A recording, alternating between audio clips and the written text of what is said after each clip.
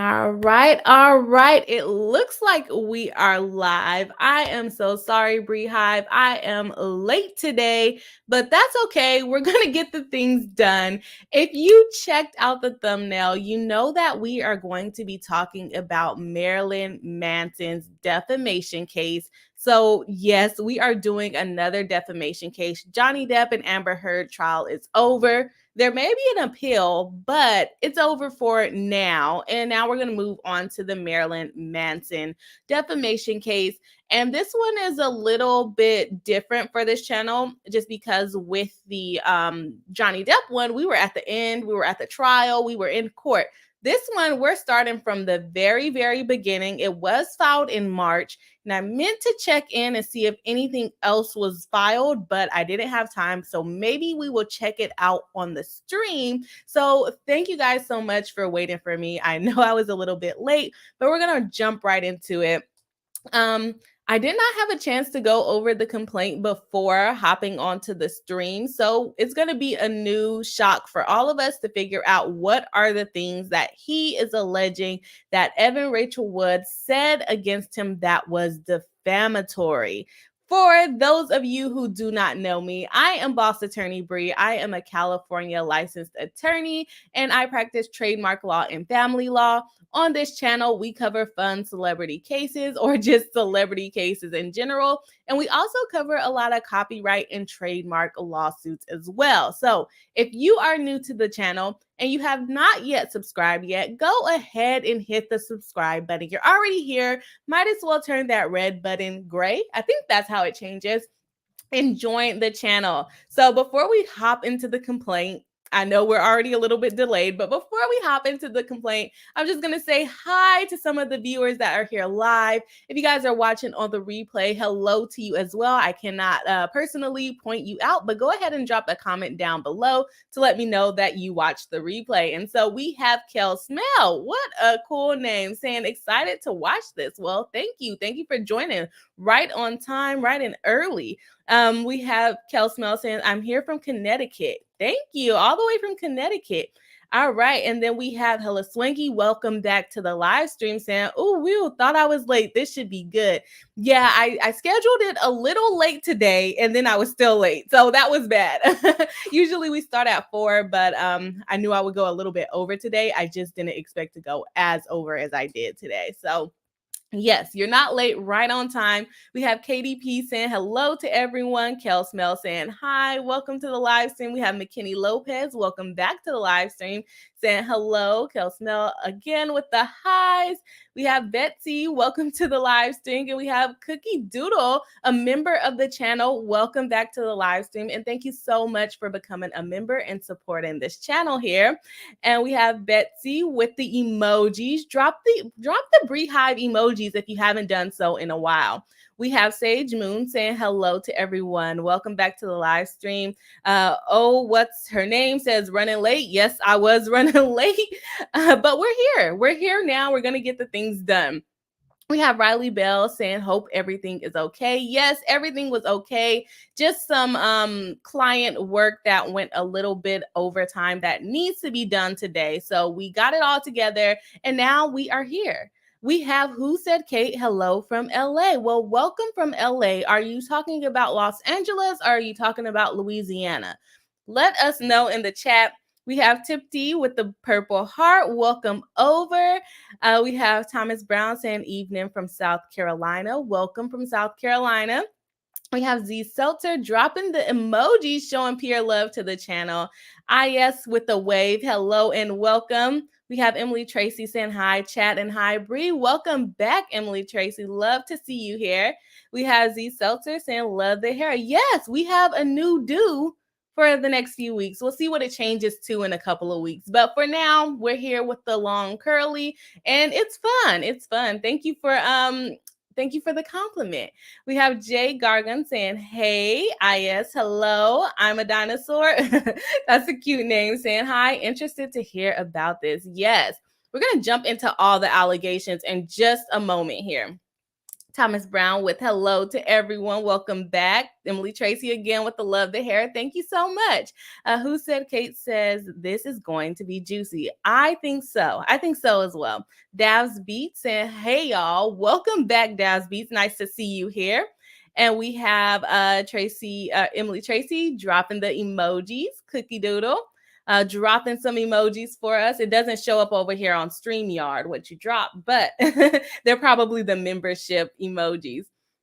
And we have, oh, what's her name? Glad I'm okay. Well, thank you so much for checking in. And Kel Smell says, I've been here since you started your channel, just never commented before. Oh, well, welcome. I'm happy that you are joining live and I'm happy that you are commenting now. This here is a fun community, so feel free to comment. We like to address as many comments as possible. And we just like to have fun over here. So thank you for supporting the channel from the beginning.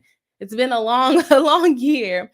And who says Kate is from Los Angeles? Okay, on Cali time along with us. I'll be down that way in a couple of weeks. Sage Moon with the emojis. And then we have Tony C. Welcome back to the live stream saying hello to the Bri Hive and to me. We have Nubin the Monkey saying springiest hair ever. Yeah, it is spring vibes a little bit.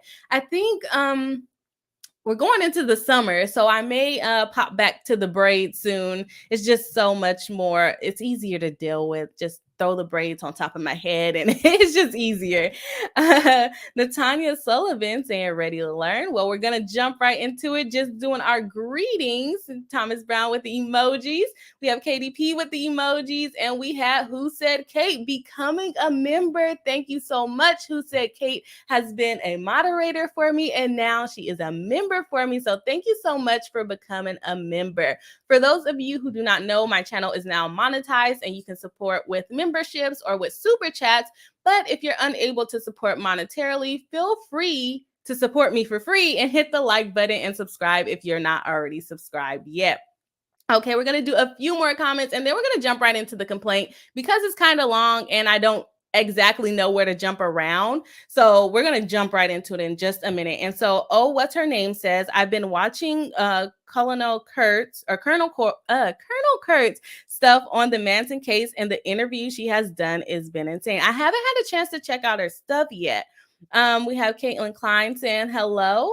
And we have Thomas Brown saying thanks for commenting.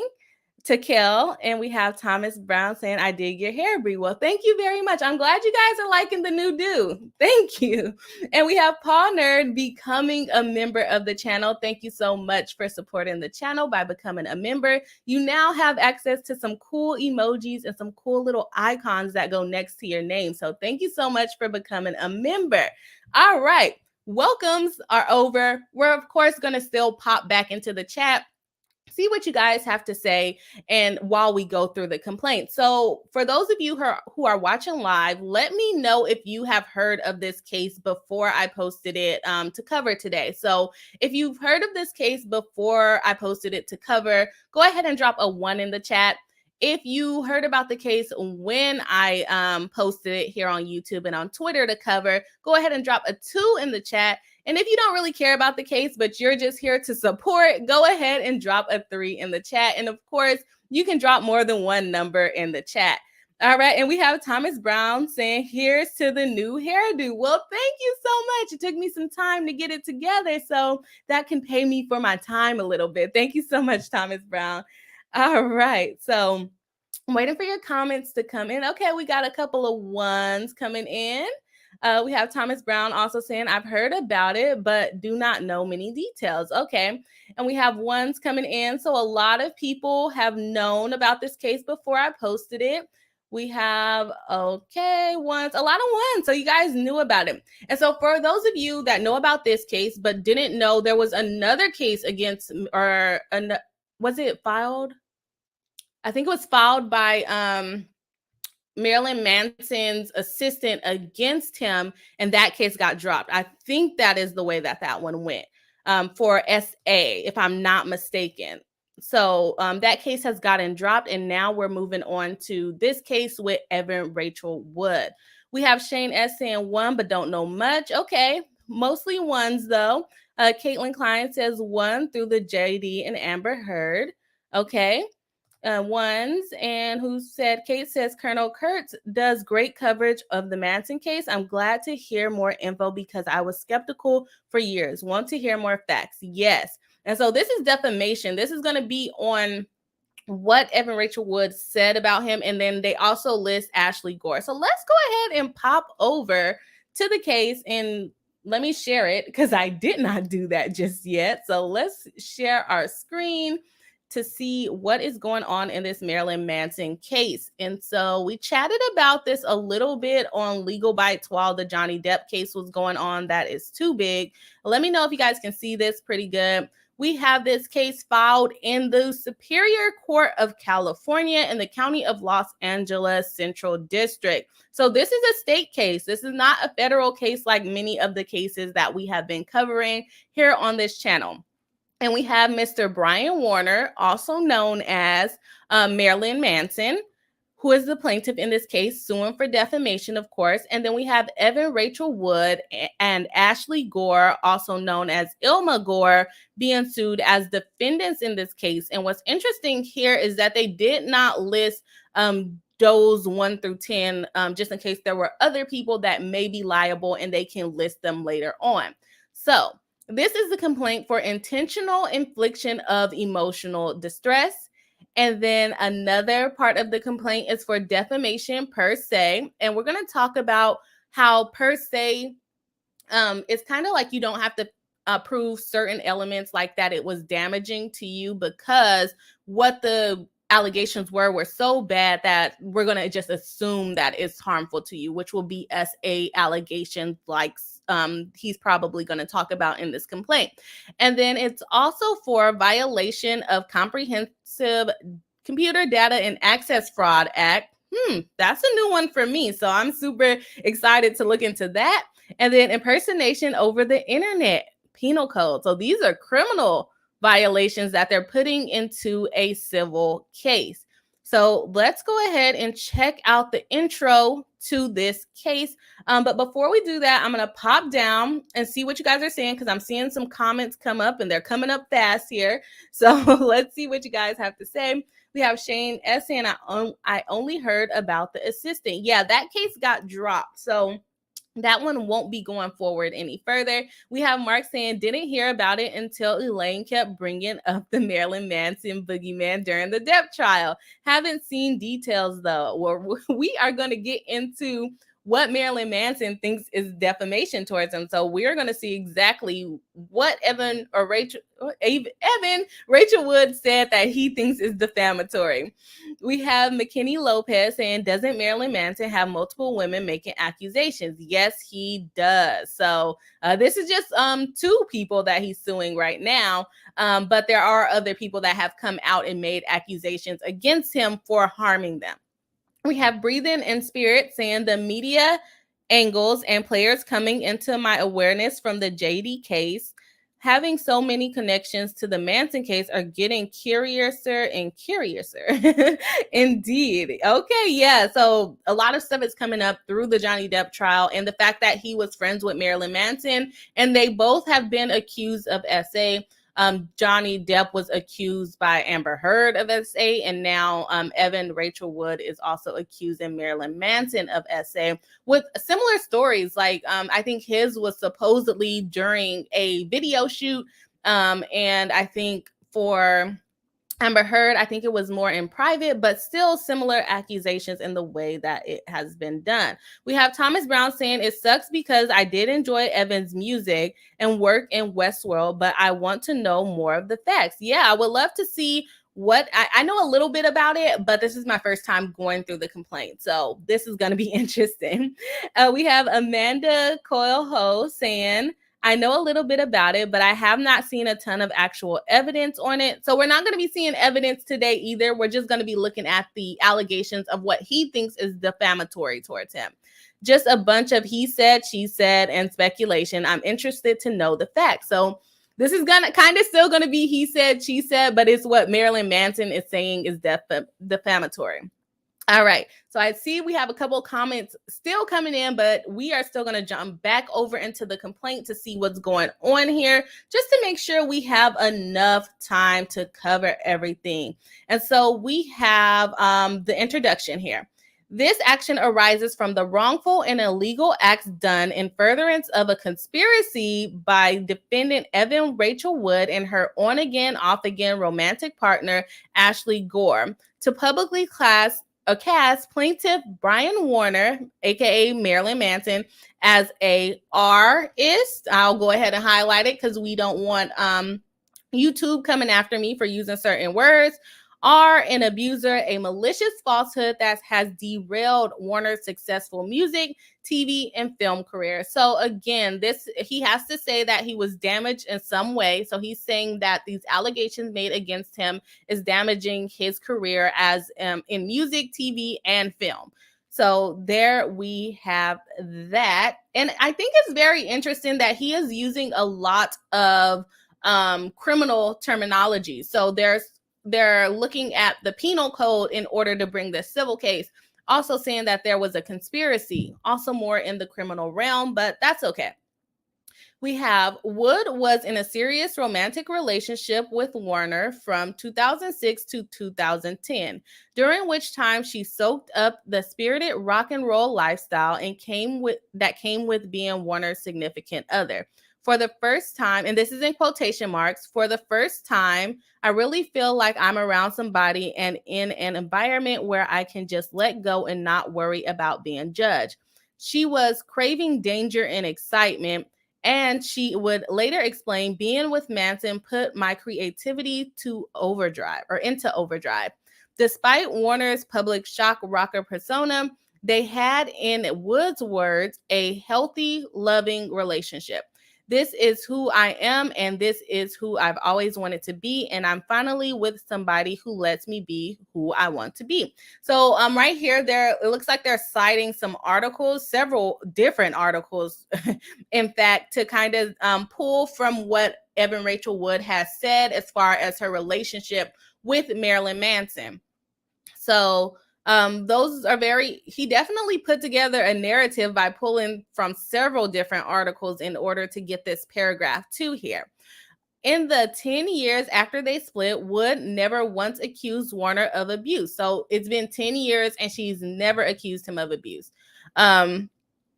That is until she met Gore, a grifter who understood that an organized attack on Warner, spearheaded by Wood's own fabricated revelation of rape and abuse, could benefit them both. With Gore's help, Wood could be rebranded from someone who still might best be known for dating Marilyn Manson a decade ago into an outspoken standard bearer for victims of domestic violence, or SA, thereby absolving her reputation for having a wild past and her embarrassment for having been in a long-term relationship with Marilyn Manson.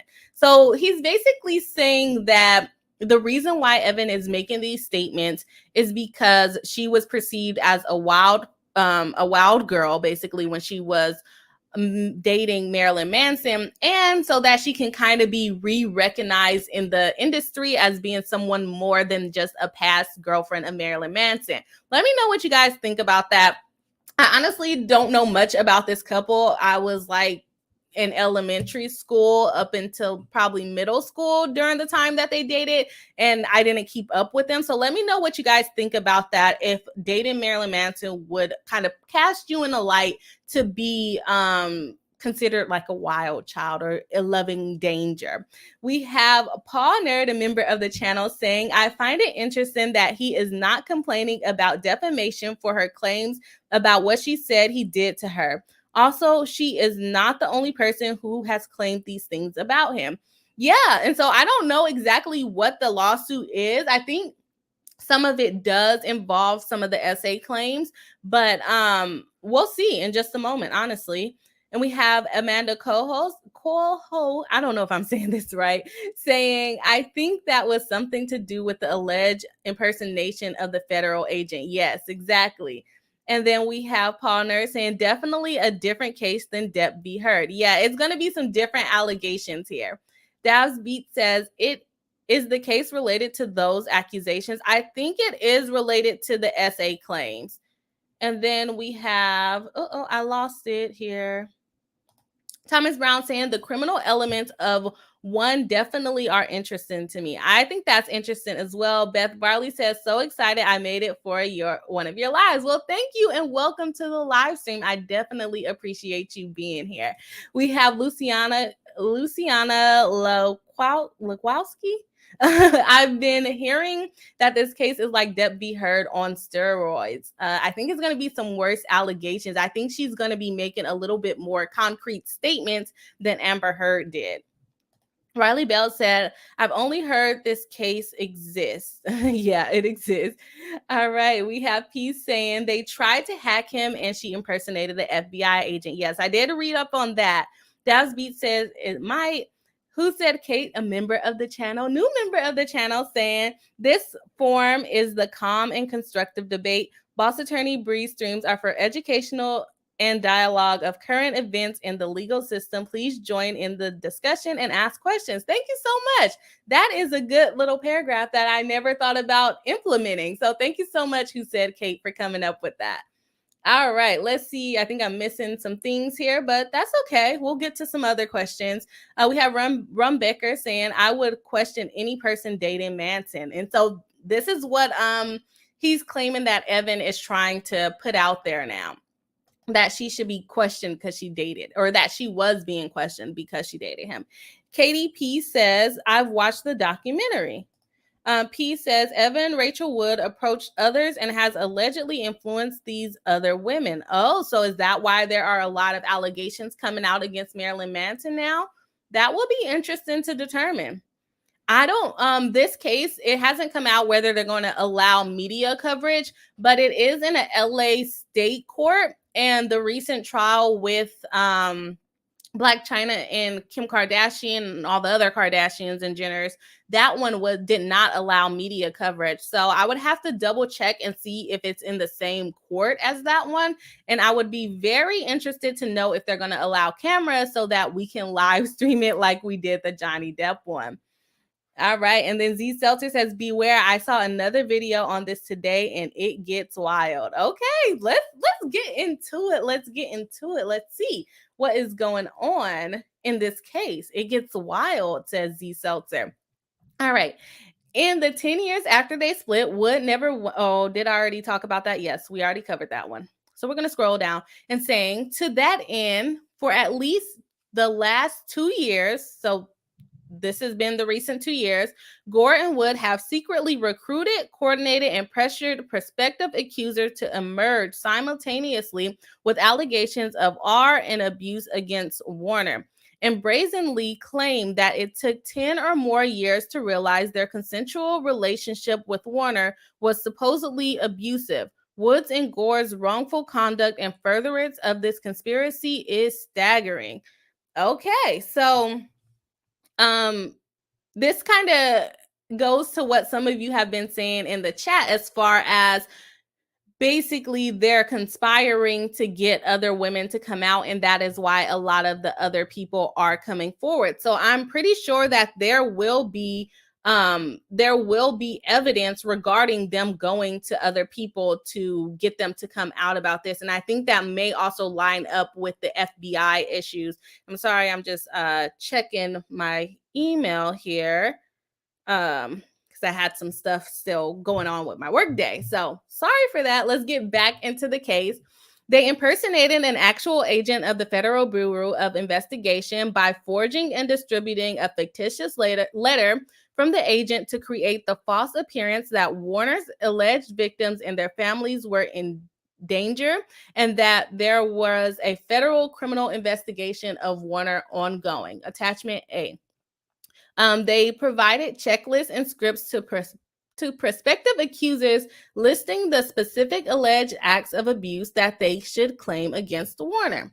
They made knowingly false statements to prospective accusers, which have since been repeated by those accusers in court filings, including the defamatory claim that Warner filmed the SA of a minor. So They bolded and bullet printed for us, a bullet pointed for us some of the things that they have done as far as conspiring to bring these allegations forward. Additionally, in furtherance of their conspiracy, Gore solicited Warner's personal information, including logins and passwords, from the former employees who were entrusted with such information, hacked Warner's computers, phones, email accounts, and other social media accounts, created a fictitious email account to manufacture purported evidence that Warner was emailing illicit pornography, we'll call it, and swatted.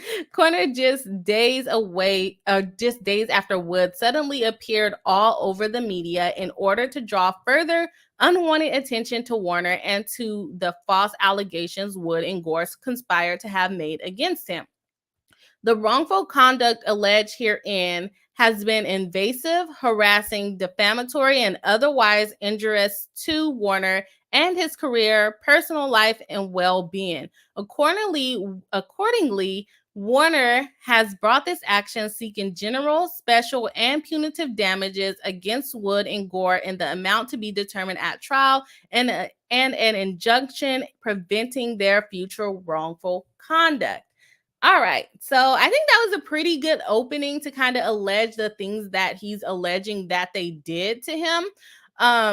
I think it'll be very interesting to kind of come up with the facts that he's actually alleging here. We have Linda Dresser saying, sorry, I'm late. It is okay. It's okay to be late. I was a little late today, so that's okay.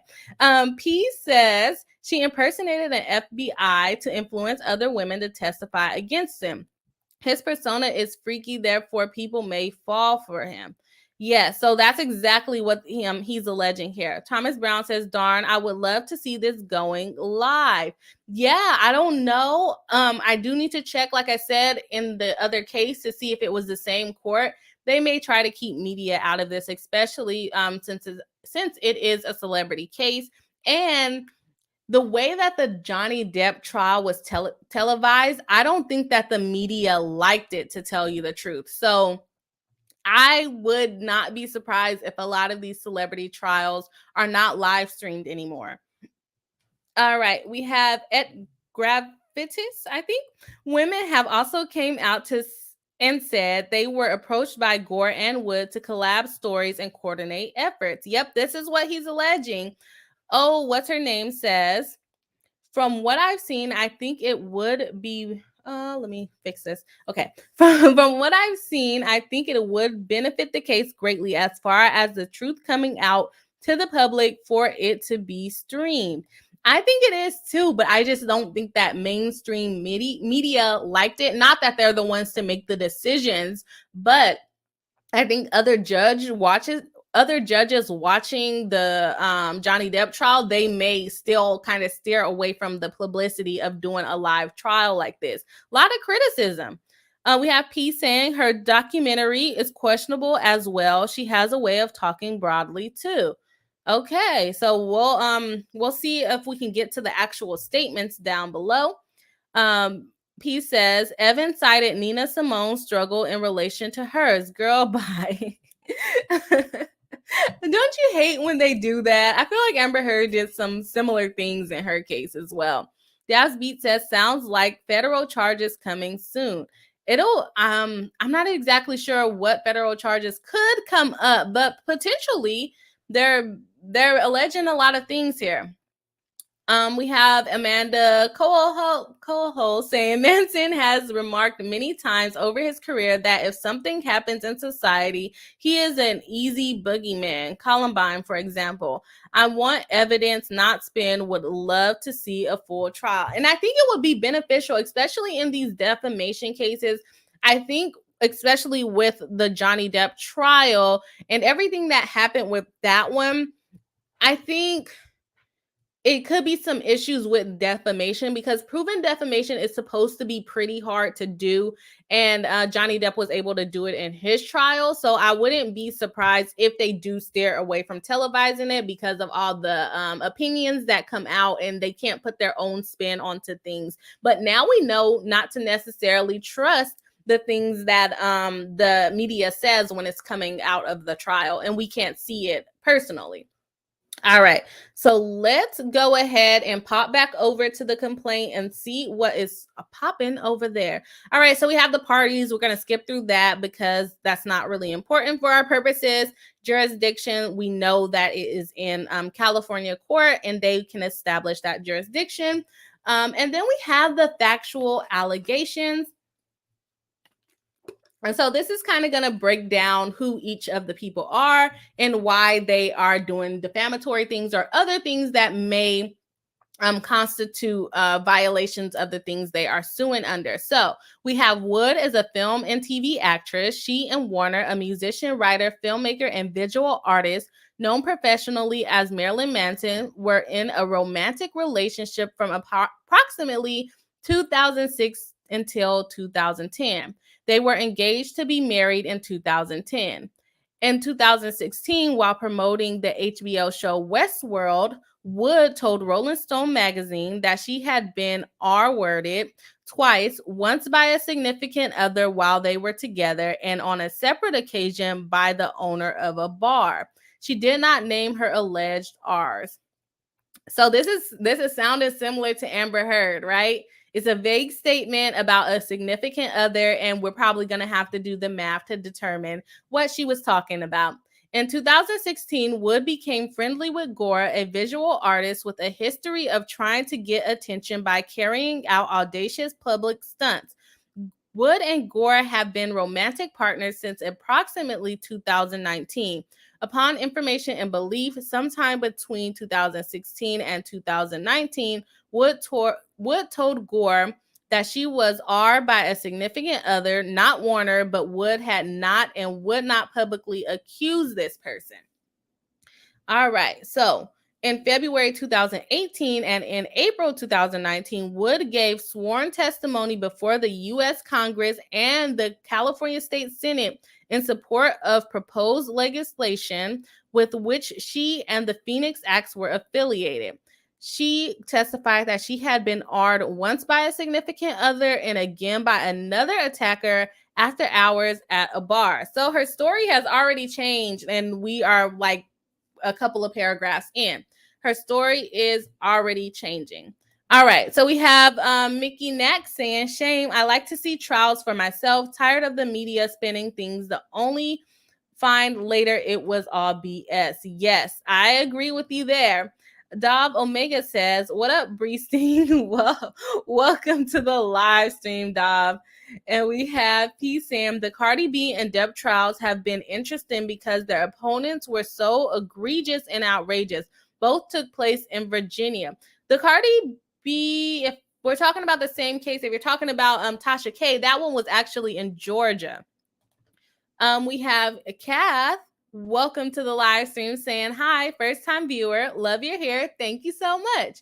And also, I personally want the Manson case to be televised because it's hard to trust the media and genuinely interested about the law, even if I'm not from the US. I think a lot of people feel a similar way. And thank you for commenting and welcome to the live stream. For those of you who are watching live or watching on the replay, if you have not already, go ahead and hit the thumbs up button to like the video and help us out in the algorithm.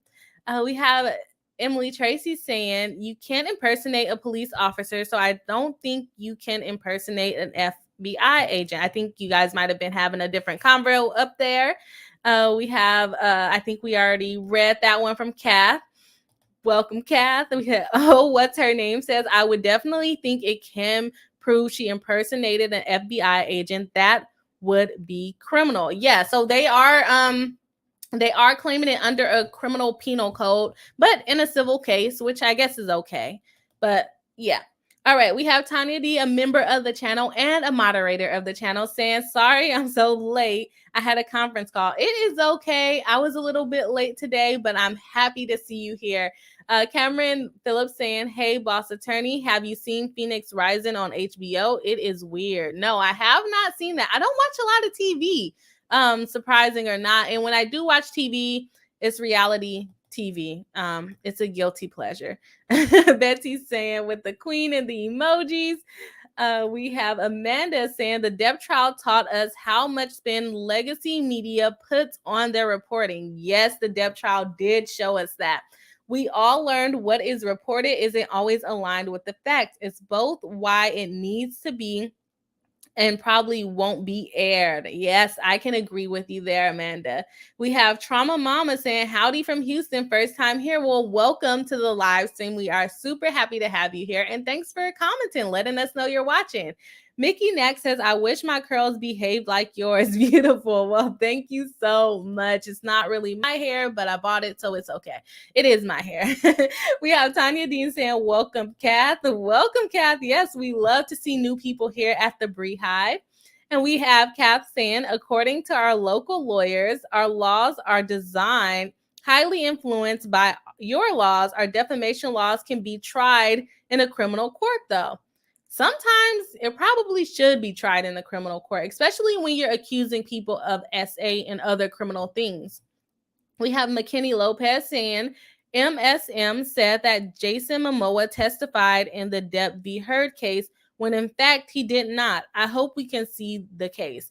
Yeah, he definitely was not there. He was mentioned, but not testifying in the case. So yes, I agree with you guys. I think it should be televised, but I think a lot of courts might start to back away from it just because of what has happened in the Johnny Depp trial, and they weren't able to put their spin on it. All right. We have Cameron Phillips saying, it's Evan Rachel Wood's documentary. I recommend it as necessary viewing for this case. And folks, I think some people said her documentary wasn't that convincing earlier. I'll have to double check the name of it. Well, I could probably just look it up. Okay, Amanda says, what legal system? Apologies if you already said. Who said, Kate says, as an admitted previously addicted to news junkie since the Depp trial, I no longer trust MSM. Yeah, mainstream media is not it so far. And Emily Tracy said, you bought it, it's yours. Exactly. I bought my hair, it's mine. It took time to do. So yes, I own it. All right. So where have we been? We are since at least okay, I think we're on number 17, right? Since at least 2019, Gore has been mired in significant financial trouble, so she needs money. That's what's being alleged. For example, her family members have presented evidence that Gore committed crimes of identity theft by opening credit card accounts in their names, in her own family's names, of her twin sister and deceased mother. Oh no, I hope that's not true. That's not good.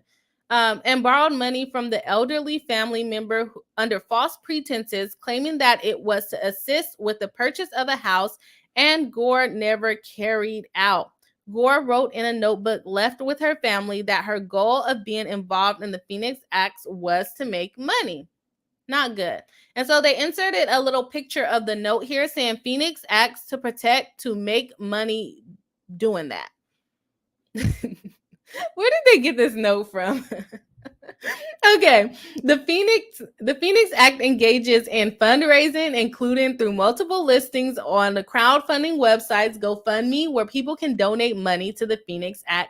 At least one such GoFundMe page for the Phoenix Act stated the goal is to raise $250,000.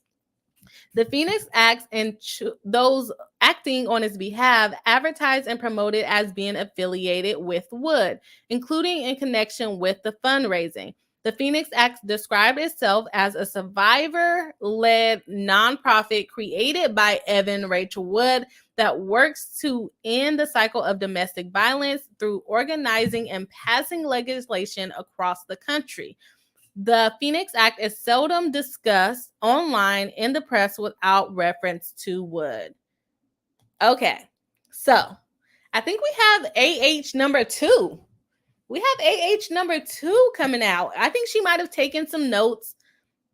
My opinion only. This has not been proven to be fact. Matter of fact, anything in this complaint has not been proven to be fact. It is just a complaint. We have to go to court to figure out if we believe them or not, basically, or if we should believe them or not.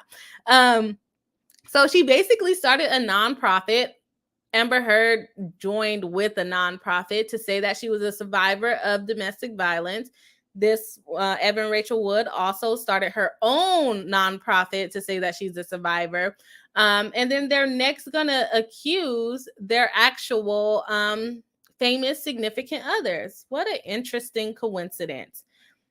We have Amanda Page, welcome to the live stream, saying McKinney Lopez. They also said Johnny Depp celebrated the verdict in a pub too. He didn't. The mainstream media took 2 clips from TikTok and ran with it.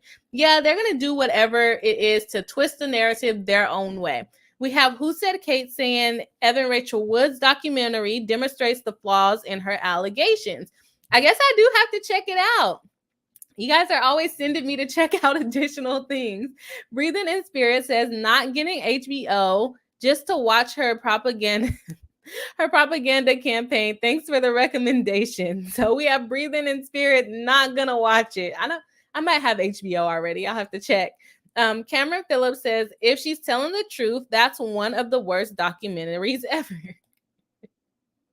I don't know if I should watch it. I'm not getting really good reviews here. Who Said Kate says, OMG, Gore is an alleged baddie. It looks like it, right?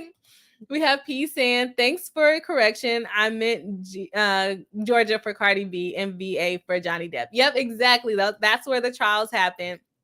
And yeah, they're the people that they were suing, the defendants in the case. It was just everything was a little bit extreme. For me, Amber Heard on the stand was extreme, and her in the courtroom was extreme. That was just my opinion. And the fact that Tasha K had no regard for anything, she was like, "I lied, and so what?" I think that. Yeah, we have to start correcting things like that. But honestly, a TV camera is not going to stop them from doing things like that because we saw how Amber Heard reacted or acted on the stand. Who Said Kate says, Evan Rachel Wood went to Congress over this. Did she not? Yes. So she talked about her little program, not her little program. Let me not be disrespectful, but talked about her program with Congress and what else did they say? Some other government entity, the California State Senate. So Congress and the California State Senate. She talked about her nonprofit organization and helping survivors. All right. Ella Gray says Amber Heard and Evan Rachel Wood are close friends. Well, it sounds like they put together a little notebook of how to execute these kind of plans. Not saying that she's lying. I don't have enough facts yet, but it does sound eerily similar to what Amber Heard alleged. We have Amanda saying that's awesome. One of my friends from high school was from the Philippines. Okay, so she's from the Philippines. I miss her mom's cooking so much. Yes, that is Filipino food is good. It's very good. Dav Omega says the library of info is extensive. And I'm not sure what library we're referring to. Who Said Kate said, I lied, and so what? She did. Tasha K said, I wanted to make money. I don't care. I lied. I wish it would have been televised because maybe mainstream media misquoted her, but I don't know. I think she might have said, I lied, so what? McKinney Lopez says Erin Rachel Wood portrays herself as teen that was preyed on by Manson in Phoenix Rising. I don't know. Was she that young? I don't know. Riley was. It seems like she is a lot younger than him. Riley Bell says sounds like the documentary is highly relevant to this, kind of like the tapes in the JD and Amber Heard trial. Yes, that's what it sounds like from what you guys are commenting here. And we have P saying there are other interviews of Evan talking about her life as a child actor. Very enlightening stuff because she has done a 180 on her story. Okay, I might have to check it out. I know you guys don't have good reviews of it, but it still may be worth checking out. And we have Tanya D, a member and moderator of the channel, saying make sure you buzz by and hit the like and subscribe button. Yes, thank you so much, guys. If you have not already, make sure you do the YouTube things and have that going. All right, so let's go ahead and check out what else is in the complaint here. about Evan Rachel Woods and the facts of this case. We have in 2019, Wood and Gore began secretly working on a documentary film. I think this is what you guys are talking about. Project to chronicle Wood's activities on behalf of Phoenix Act. In summer 2020, when HBO officially signed onto the project, Wood had never publicly alleged that Warner abused her. However, just weeks later, in September 2020, Wood decided for the first time that she would accuse Warner of abuse. So mind you guys, this is 10 years after their relationship ended. Not 10 years from the beginning of their relationship, but 10 years after their relationship ended, she is now alleging that Marilyn Manson is the one who abused her from her relationship. On February 1st, 2021, after months of conspiring with Gore on how to use Wood's celebrity status to recruit other women and coordinate their stories, Wood posted on her Instagram page the false claim that Warner had abused her. The same day, several other women assisted and coordinated by Wood and or Gore sought social media with remarkably similar public abuse allegations against Warner. Those claims, like Wood, were false. This is what Marilyn Manson is alleging. This deluge of allegations against Warner brought renewed attention to the Phoenix Act and Wood, and in doing so, provided more manufactured content for HBO project. Its director, Amy Berg, confirmed this fact in an interview with Variety, stating that Naaman Manson obviously created a lot more stories for us. It became a two-part film in the edit bay. On or around January 12th, 2022, it was announced that part one of the project, titled Phoenix Rising, would premiere at the Sundance Film Festival in January 2022. And that both parts would air on HBO in March 2022. Predictably, both Wood and Gore are prominently featured and heroically depicted in the documentary. So this case was actually filed in March 2022. So they filed it right when this was released onto HBO, it sounds like. All right, so we got a couple of chats popping up. So let's pop back over here and see what you guys are saying. So we make sure we're get into the chat, see what you guys have to say. We have Brandy Bradley saying, so glad I got to catch your live stream. Well, thank you and welcome to the live stream. We are happy to have you here. We have Chaz Focus Reacts. Welcome back. Waving to the chat. Hello there. We have Brandy Bradley saying, I think it was the New York Post that actually reported it in the article that Jason Momoa was actually there and testified. Yeah, I haven't seen it, but he definitely did not that I saw. Maybe he testified on his own Instagram account. I don't know, but he was definitely not in the trial. We have Tanya D saying, what movie / shows was Evan Rachel Wood been, or has Evan Rachel Wood been in? I couldn't tell you. I don't really know her like that. Honestly, I just cover these celebrity cases, but I don't really keep up with too many celebrities like that. So I really couldn't tell you. Amanda says, I thought so. To Cameron, I thought I had seen somewhere where she talked about being 18 or 19, so her use of the word minor is a little interesting. It would be misleading if she was calling herself a minor. Could an age gap still be weird depending on how old Marilyn Manson is? Yes, but her being a minor, not necessarily, unless they started conversing before she turned 18, which can also be known as grooming. Kath says, we do love eating and feeding our friends and family. Yes, we should have a potluck. We have Sage Moon saying, yes, Amber Heard and Evan Rachel Wood were friends at some point, so their similarities and similar tactics would make sense. I can agree with that. That would be one heck of a conspiracy to bring down the powerful men in their lives, though. Yes, it would, to get the celebrities to kind of be seen as these bad people. And I think Johnny Depp and Marilyn Manson are also friends, if I'm not mistaken. So maybe they just didn't like that duo. Thomas Brown says, Westworld is the biggest one I can think of. Talking to Tanya, you guys are having a good little conversation there. Let me not interrupt. We have Dav's Beat saying, from the perspective presented so far in these claims, it looks like a money grab. You think that Marilyn Manson is doing a money grab, or do you think that Evan Rachel Wood was doing a money grab? Because remember, guys, this is Manson's allegations against Evan Rachel Wood and what is her name? Ashley Gore, whatever her first name is, Gore. It does sound eerily similar to Amber Heard's claims. And just based off of reading this, I'm not sure if I'm believing Evan, but I haven't seen her response yet. So I can't really make a full determination. P said to me, Evan dated actor Ed Norton before she even got with Marilyn Manson. And Ed is just as old as Marilyn. So much for Marilyn and an older man corrupting her. Yeah, she could have been corrupted before him. And by the time she got to Manson, was already corrupted. That's a possibility, but I don't really like talking about older men dating younger women. I don't necessarily that much younger women. I don't agree with it, so I try to stay away from the topic because it kind of makes me mad.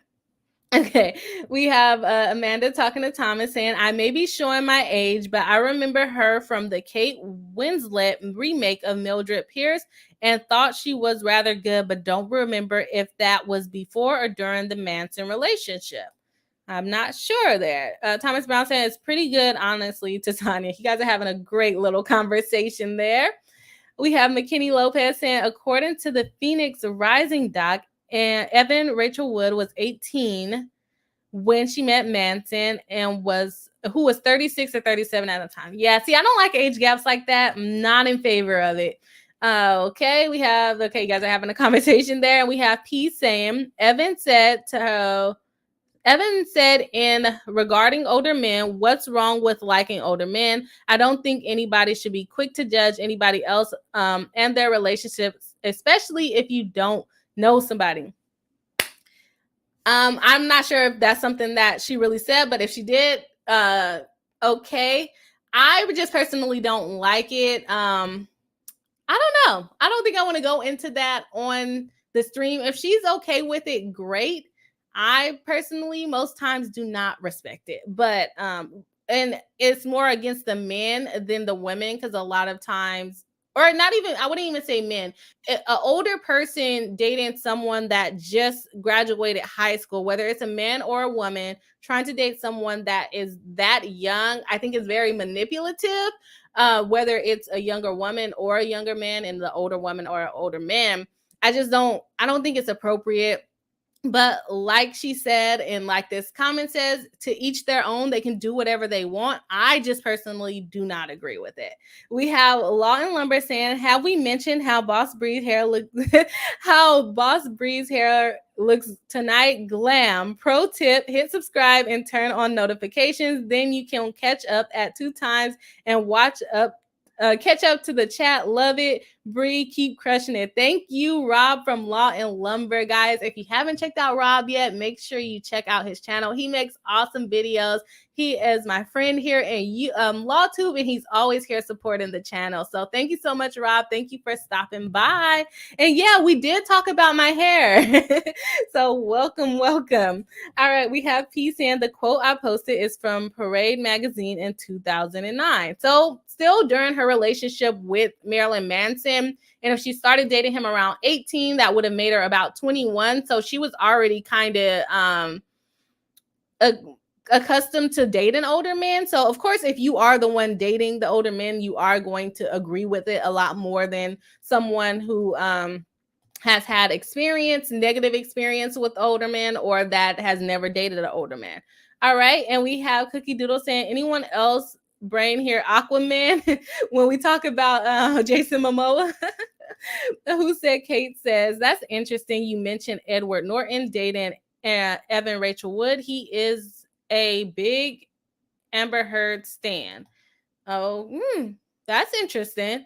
That's beat. It sounds like Evan Rachel Wood is setting up a money grab. Yeah, that's basically what Manson is alleging, because Gore was financially in trouble, and so she convinced, this is what he's alleging, that she convinced Evan Rachel Woods to start making these allegations actually against Manson, because remember, at first, she was not necessarily accusing anyone in particular. She was just saying that someone did to her in her relationship. So remember that it may have been a money grab for starting this organization, the Phoenix app. All right, so we got a lot going on here. All right, so let's go ahead and pop back over to the complaint because we kind of got a lot to go through, and I be talking, and we need to get through the complaint, right? All right. So, just as Wood had intended, her public allegations against Warner would be seen to corroborate, albeit false, her prior statements and testimony that she had been abused by one of her significant others. And in turn, the public absolgations by several other women would be seen to corroborate, albeit false, Wood's allegations. She also hoped to absolve her reputation for having a wild past and her embarrassment for having been in a serious long-term relationship with Marilyn Manson. Basically saying that she's probably now embarrassed that she ever really dated Marilyn Manson. That's an interesting claim.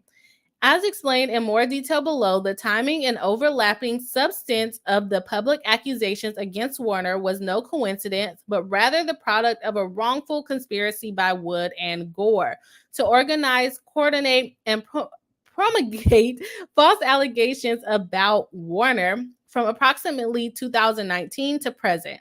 Wood and Gore have conspired to recruit, coordinate, and pressure people to claim that they were abused by Warner, and that it took 10 or more years to realize this. In furtherance of this wrongful conspiracy and in order to enrich herself and benefit Wood, Gore committed a number of illegal acts. Wood acted in furtherance of the conspiracy and aided and abetted Gore in unlawful contact. I think that's interesting conduct. I think that's interesting that he is basically trying to say that Gore is the one that kind of orchestrated everything, and then Evan Rachel Wood just went along with it since she was the one with the famous significant other that she can allege and get a little bit more media coverage from. I think that's very interesting that that's the way he's writing it, or that's the way they're taking it. We have Kelly saying, one, I know I'm late to the party, but listening to the video, I respected your thoughts on depth, so I'm anxious to hear your thoughts on this one. Thank you so much, and welcome to the catch up. And for those of you who just kind of popped in late, I did a little poll to ask whether you guys knew about the case before I posted it. So she said one, so she knew about the case before I posted it. Who said Kate says, welcome to the Bri, smash or buzz that like button. Yes, guys, go ahead and hit the like button if you have not already. We have Amanda saying, saw your tweet about service dogs, sent you an article on dogs that are trained, talking to Rob from Long Lumber, to sit with kids who are on the witness stand testifying about abuse. Thought you might get the feels. Okay, Rob, you have an article waiting for you. We have MC Recovery Wellness and Relapse Network saying, you are looking so good. I like your voice. It's going to be hard listening to you. Thank you. We have P saying, 7 or 8 years isn't bad, but it also matters at the age they met in the age gap context topic. No judgment on your parents, just speaking in context to the convo. And I also think a lot of things have changed as far as age gap concepts have gone. A lot of things has changed from like people that would have been doing it 50, 60 years ago, 30 years ago even. But just opinions here. Everyone can have their own opinions, right? Mickey Nack says age gaps later in life are different. I can agree with that statement for sure. I think it's more of when a person is under the age of 25 and you are significantly into your 40s or 50s and you're trying to date that person. I don't know. Because I guess I think about it like, I don't know what I would, and should I give my age? Let's just say I'm in my 20s, late 20s, and I could not see anything I could have in common with someone that's 18. I couldn't see it. But like I said, everyone is different and you could do it. I know this is not what this live stream is about, but this topic just triggers me. I'm sorry. But I do agree. Like if you're over 30 and your partner is 50, that's on you. You're an adult. completely lived your life. You've experienced things. You know what you're getting into at that point. I don't think 18-year-olds do. They're very impressionable, I would say. My opinions. Okay, let me finish this. Age gaps later in life are different from age gaps straight from high school. I would date a 40-year-old, but definitely not interested in someone in their 20s. Just my opinion. Yes, I agree with you there, Mickey Nat. Thomas Brown says, yeah, I think later on is a little bit different. Definitely a little wrong with it being high school / teenage and then someone in their mid to late 20s. Yeah, I feel like that happens, but I don't agree with that either. All right, we have MC Recovery saying you got a good microphone. Well, thank you very much. P says, me too, can raise your profile, which is why some are drawn to the movement, which it seems like is what happened because she knew about this for 10 years. She was making statements about it happening during a relationship, and she never named Manson for 10 years. So I think that's very interesting. And it could be an attraction to the Me Too movement. And she saw Amber Heard do it. And she said, why won't I do it? I can make some publicity off of that. I wouldn't see that as being surprising if that's what happened. Breathing in Spirit says, because the truth is stranger than fiction. Girl Mama says, my husband is 9 years older than me. I started dating him when I was 18 and he was 27. Like I said, everyone has their own story. So definitely if you're comfortable with it, that is definitely up to you. We have Thomas Brown with the creative saying, buzz the like button, pollinate that subscribe button so it blooms into a wonderful gray flower. Thank you. I don't know if I like the gray flower, but thank you for coming up with that. Yes, guys, if you haven't already, go ahead and hit the like button. We have Emily Tracy saying, yes, aren't they amazing? Oh, you guys are talking about the service dog, so we're going to let you guys have that one.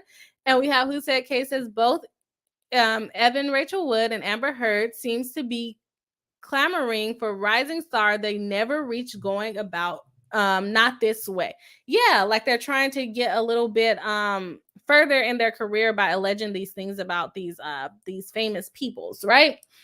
All right, let's check out the complaint here because we still got a lot to go. We have another section breaking up the factual allegations stating Wood and Gore recruit, coordinate, and pressure prospective accusers to make false accusations against Warner. Gore used the Phoenix Act in connection with the film project to recruit, coordinate, and pressure women who had been linked to Warner to make false accusations of abuse against them. I'm wondering if this involves the assistant in that case that was dropped. Gore did this with Wood's assistance and acquiescence. Together, Wood and Gore coordinated allegations and devised the specific buzzwords, phrases, and talking points that prospective accusers would use when they gave interviews or posted their stories on social media, and organized meetings where prospective accusers were encouraged to align their stories and believe not only their decade-old consensual encounters with Warner were abusive, but also, as multiple accusers have stated publicly, that the alleged abuse caused them to repress their memories for 10 years or more. So that will line up to what Evan Rachel Wood is doing if this is true. Gore solicited prospective accusers by phone, text message, email, and social media with messages such as the following. Hey, I know this is strange. Wait, let me start over. Hey, I know this is a strange way to reach out, but my name is Ilma. I work with the Phoenix Act. I run it alongside Evan Rachel Wood. We were organizing a group of people to meet in Los Angeles in Zoom / Skype to talk about experience they have that might be similar to yours. I'm not sure that you would be interested in participating. You aren't obligated to speak, but if you wanted to listen in, that would be fine. It's a small group and you are personally invited. If you wanted to know more first, I would be happy to jump on a phone or email more details. Best, Ilma. So basically, this is the message she sent out to people to join their group to talk about some things that may have happened caused by Marilyn Manson. Gore used proximity to Wood to attract and pressure potential accusers. She bragged to them that she was close with Wood and was acting on behalf of the Phoenix Act, which she ran alongside Wood. Gore wooed potential accusers by claiming that she wanted them to organize through the Phoenix Act coalition and were personally invited to participate in small groups with Wood.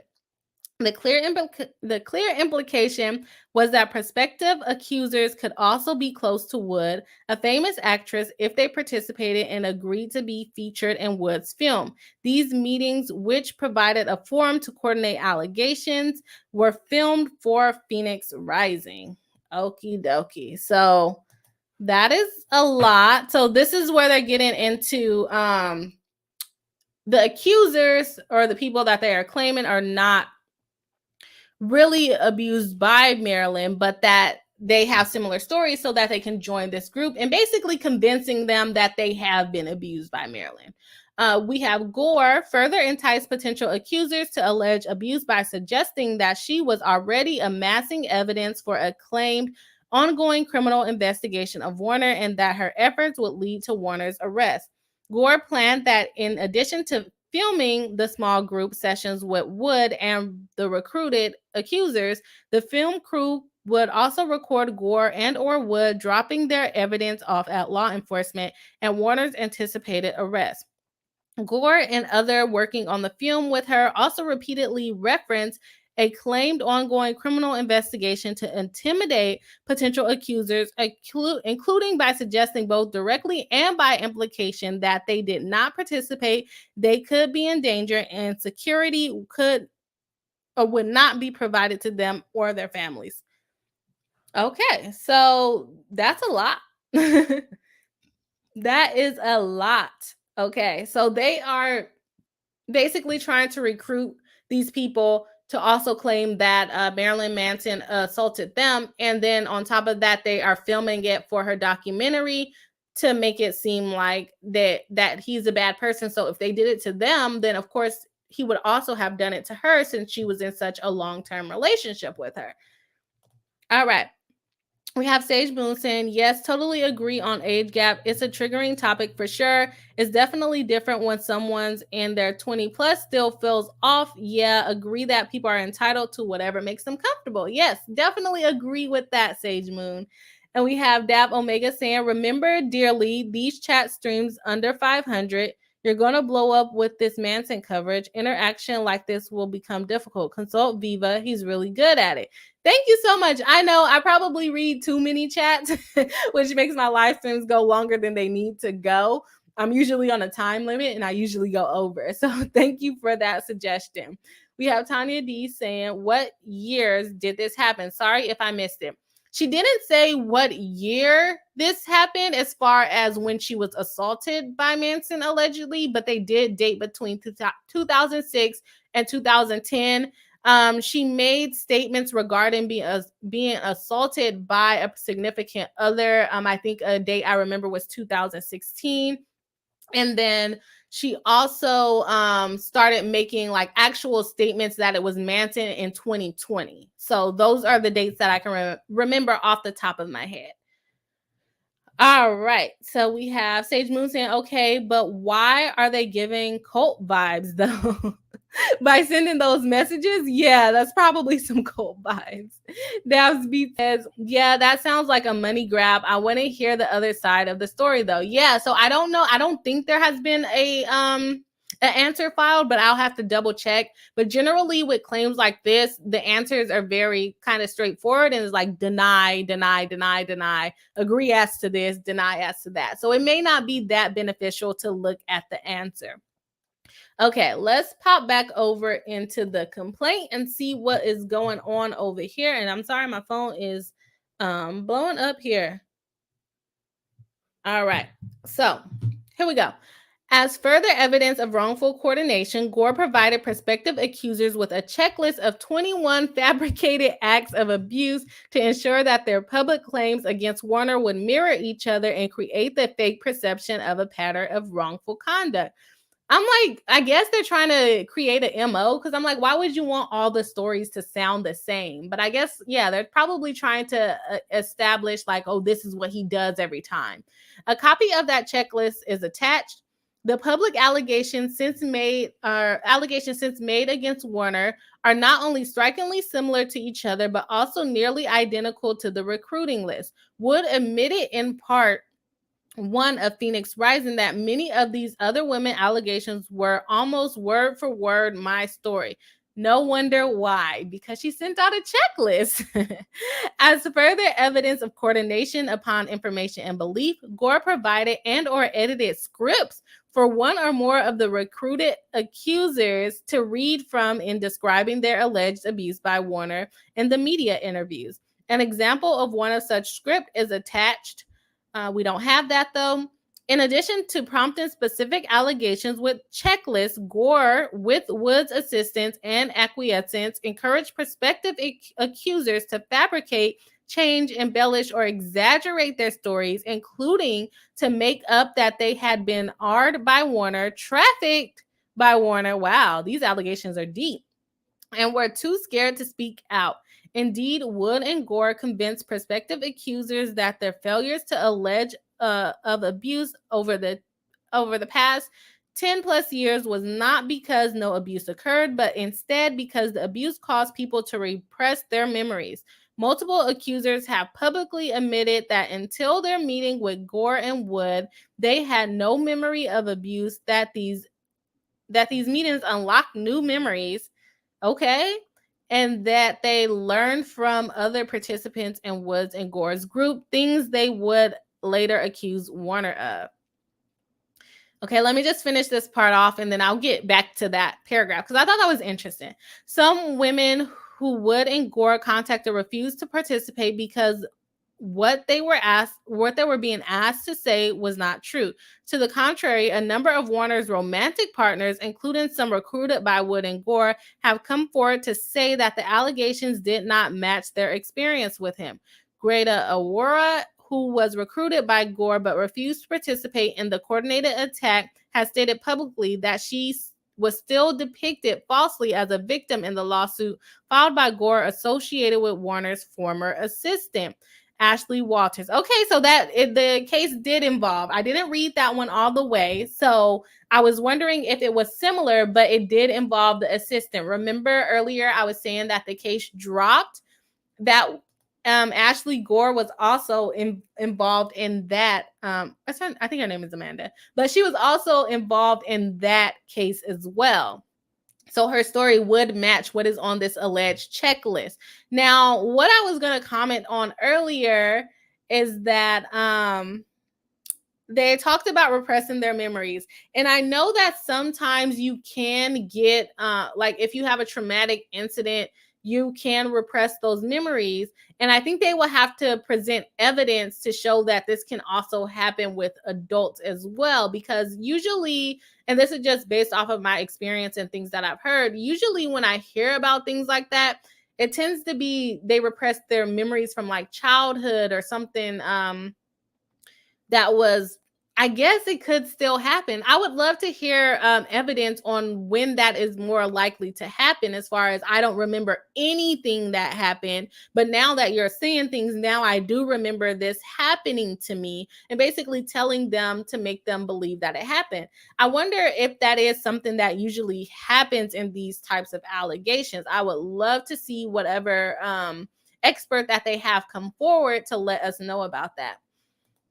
We have McKinney Lopez saying, are stories from multiple victim survivors seen as sus if the stories are too identical and lack differences? It can be, like I said, she's probably trying to establish like this is what he does. This is his I can't say the word right now, but this is his MO. This is what he does, kind of like a serial killer who always ties the victim's arm after slitting. Let me not get demonetized here, but after doing certain things, they always do the same steps.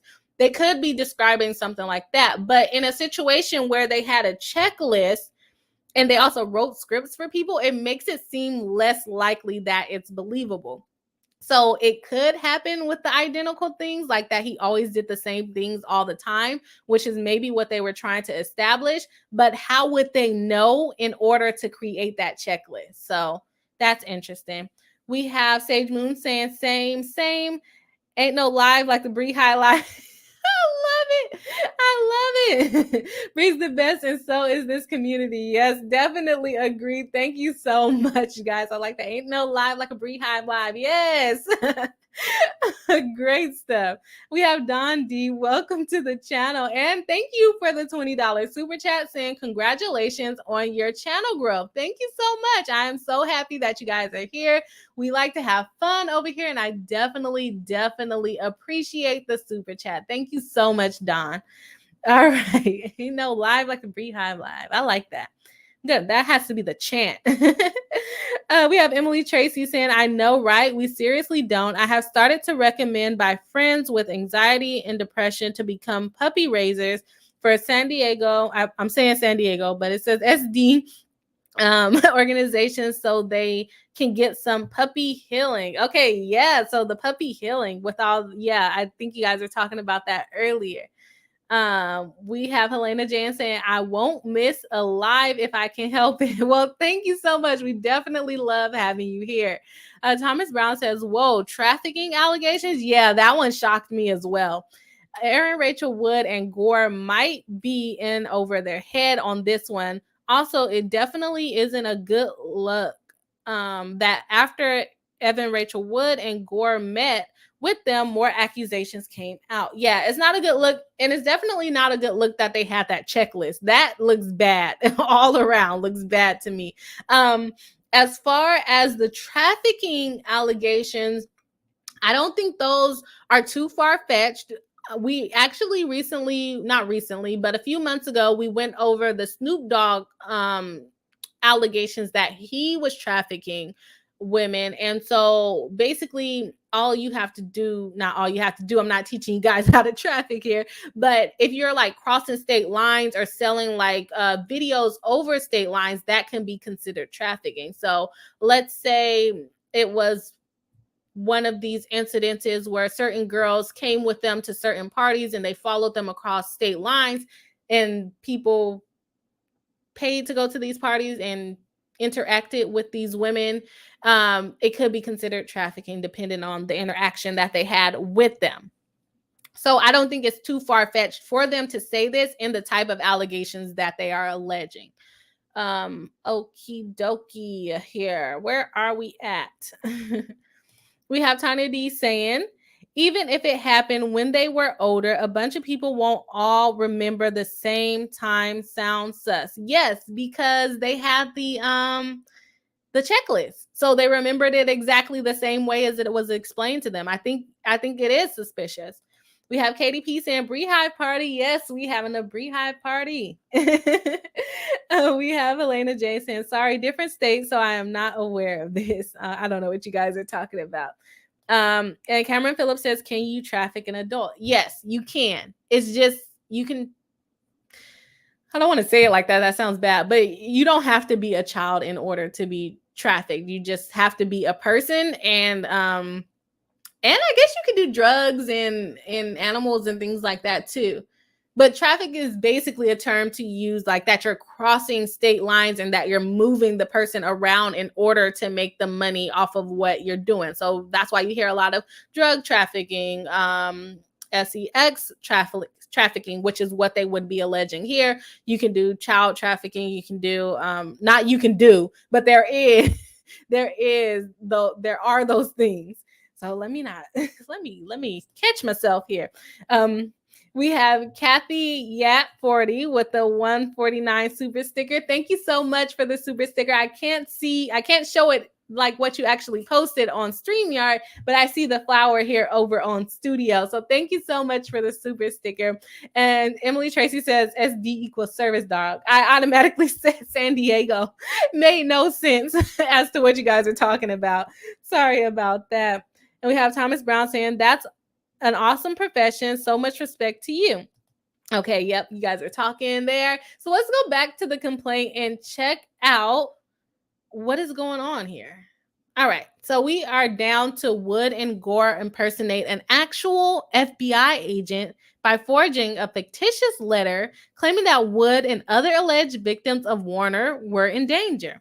Wood and Gore conspired to impersonate a federal agent by creating and distributing a fictitious letter, which they attached. The letter, which Wood and Gore attributed to a real-life federal agent and included a forged signature and fake number for that agent, stated there was an ongoing law enforcement investigation into Warner and there was concern for the safety of Wood, other victims of Warner, and their families.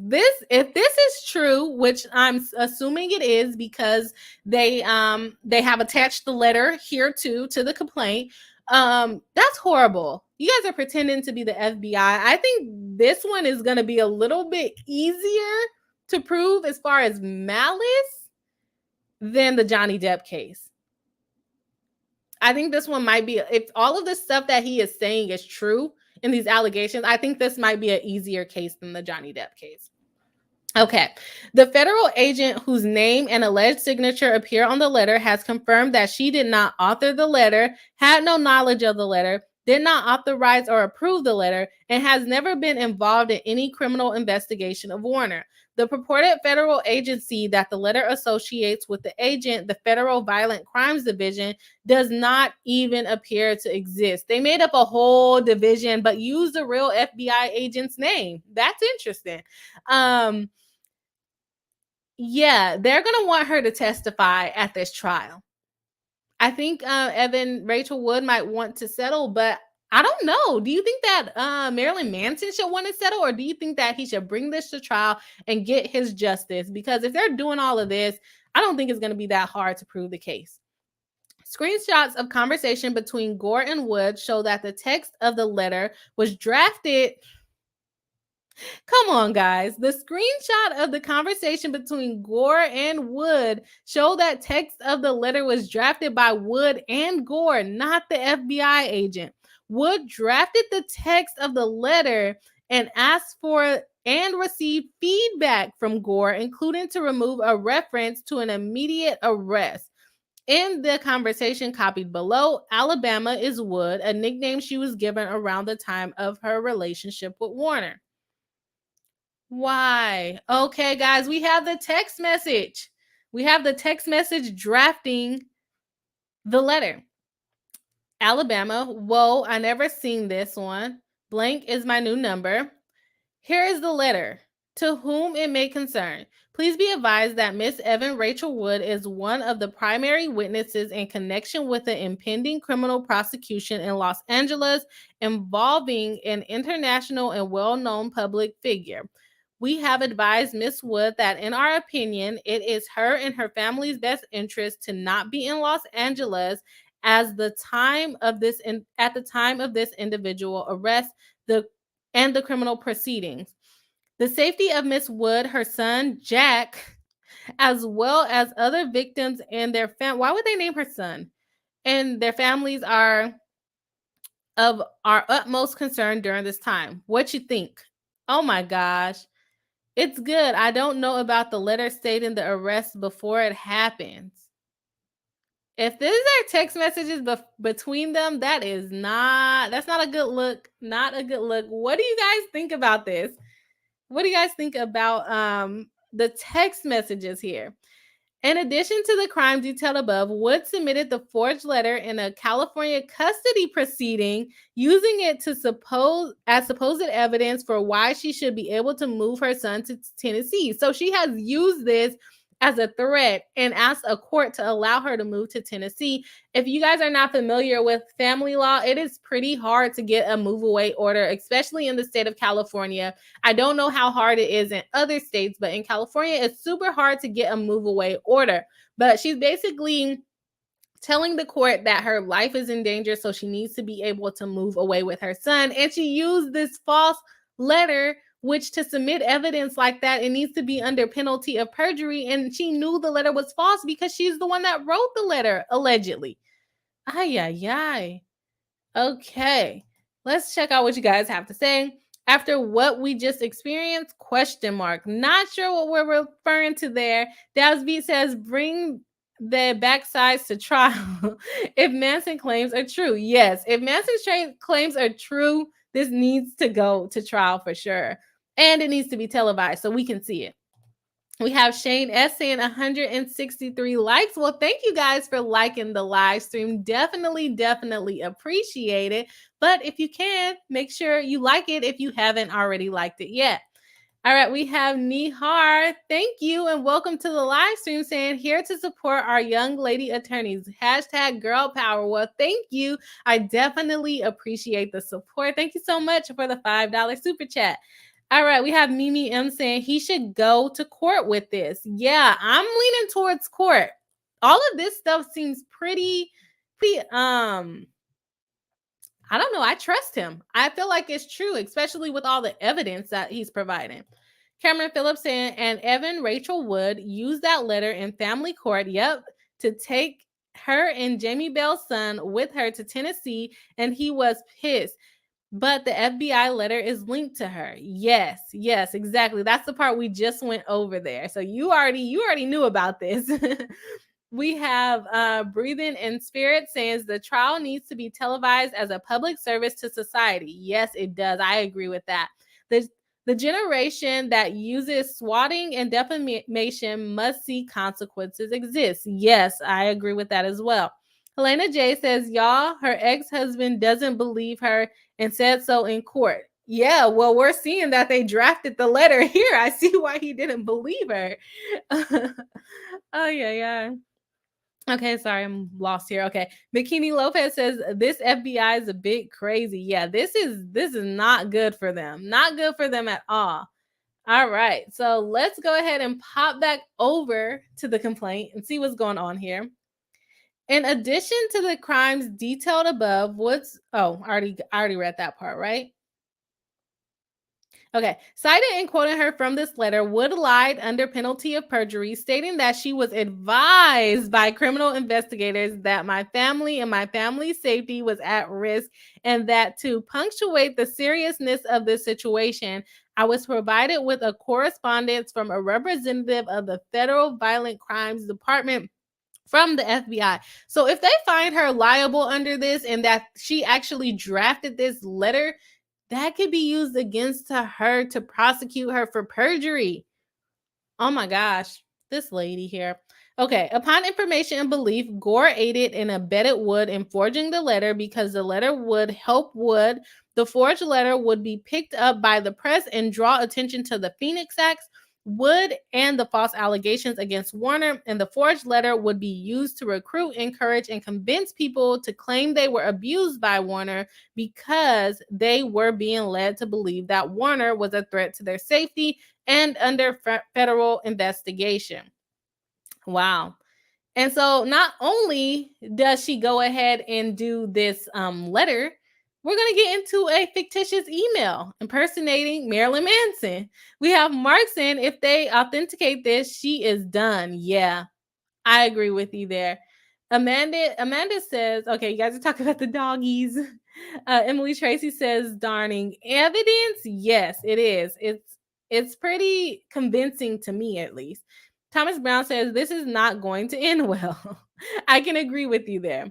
Thomas Brown says, live stream the heck out of this. I think it would be beneficial to live stream. All right. And so we have Kath saying, speaking of perjury, if it's hard to bring perjury charges, what's the use of swearing under oath under the penalty of perjury if they are going to lie and not get at least fined for it? So you're supposed to still be able to bring the case. A lot of cases are hard to prove, but something like this, I feel like will be very easy to prove as long as they can like get the actual phone records showing that these text messages are actually coming from their numbers. If they can get on the computer and find that it was drafted on their computer, all of these things will go into help proving that she was perjuring herself. And that could lead to her losing custody of her son. If she lied to get her son out of the state, the court might punish her by giving custody to the father if he wants it. Kath says, does my question make sense? Yes, it does make sense. Mickey Nack says, I think all these types of allegations should go to court regardless of gender. Manson should take it to court. I agree with that. Someone says Amber Turd. Number 2, they're friends, so allegedly friends. Cameron Phillips says, can't wait to see the media craze try to defend her when she could face potential criminal charges over this. And if these claims by Manson are true, she belongs in prison. And so what may also happen in this case, since it's a civil case, she may choose not to testify in order to not in order to use her Fifth Amendment right, basically not to tell on herself. So that would be interesting if this goes to trial and she decides not to testify. It would look very guilty of her, but it will also protect her in a criminal trial. So there is that, unless they agree to like a stipulation that they can't use, but highly doubt. Let's go back to the complaint, see what's going on here. Gore creates a fictitious email account impersonating Warner. From in or around September 2019 until the present, Gore used fake email accounts pretending to be Warner to create correspondence that she believed would be harmful to Warner and bolster the allegations levied against him. One such fake email account created and controlled by Gore was bhwarner1969@gmail.com. BHWR Warner's initial, and 1969 is the year he was born. Warner did not create this email account and never used it. Why would he make such a telling email address as a famous person? It makes no sense. For example, upon information and belief in or around September 2019, Gore used these fake accounts to send and receive emails containing links to pornography. Upon information and belief, these links are believed to have contained prohibited content, and the URLs currently do not work and thus are likely taken down. As another example, upon information and belief, Gore used fake email accounts to create documents that looked like Warner communicating with attorneys regarding a criminal investigation. In one such email dated February 8, 2021, just days after Wood and several others made fictitious claims of abuse against Warner in a coordinated attack, B.H. Warner 1969 received an email from a person purporting to be writing on behalf of Warner's attorney. However, the email's purported sender did not work for or ever work for that attorney. So you guys, they're making lies using an email address claiming that it is him. Upon information and belief, Gore created these documents as part of the wrongful conspiracy against Warner to enhance her reputation and esteem with Wood, the Phoenix Act, and persons that she was soliciting or had solicited to speak out against Warner and ultimately to enrich herself. Warner first learned of these fake email accounts and the fake emails described above in November 2021 when copies of these emails were shared with him.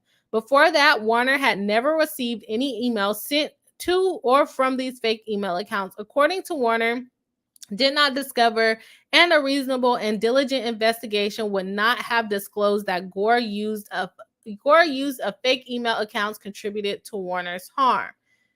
And then we're going to move on to the chat and see what you guys think about everything that's going on, because these are serious allegations.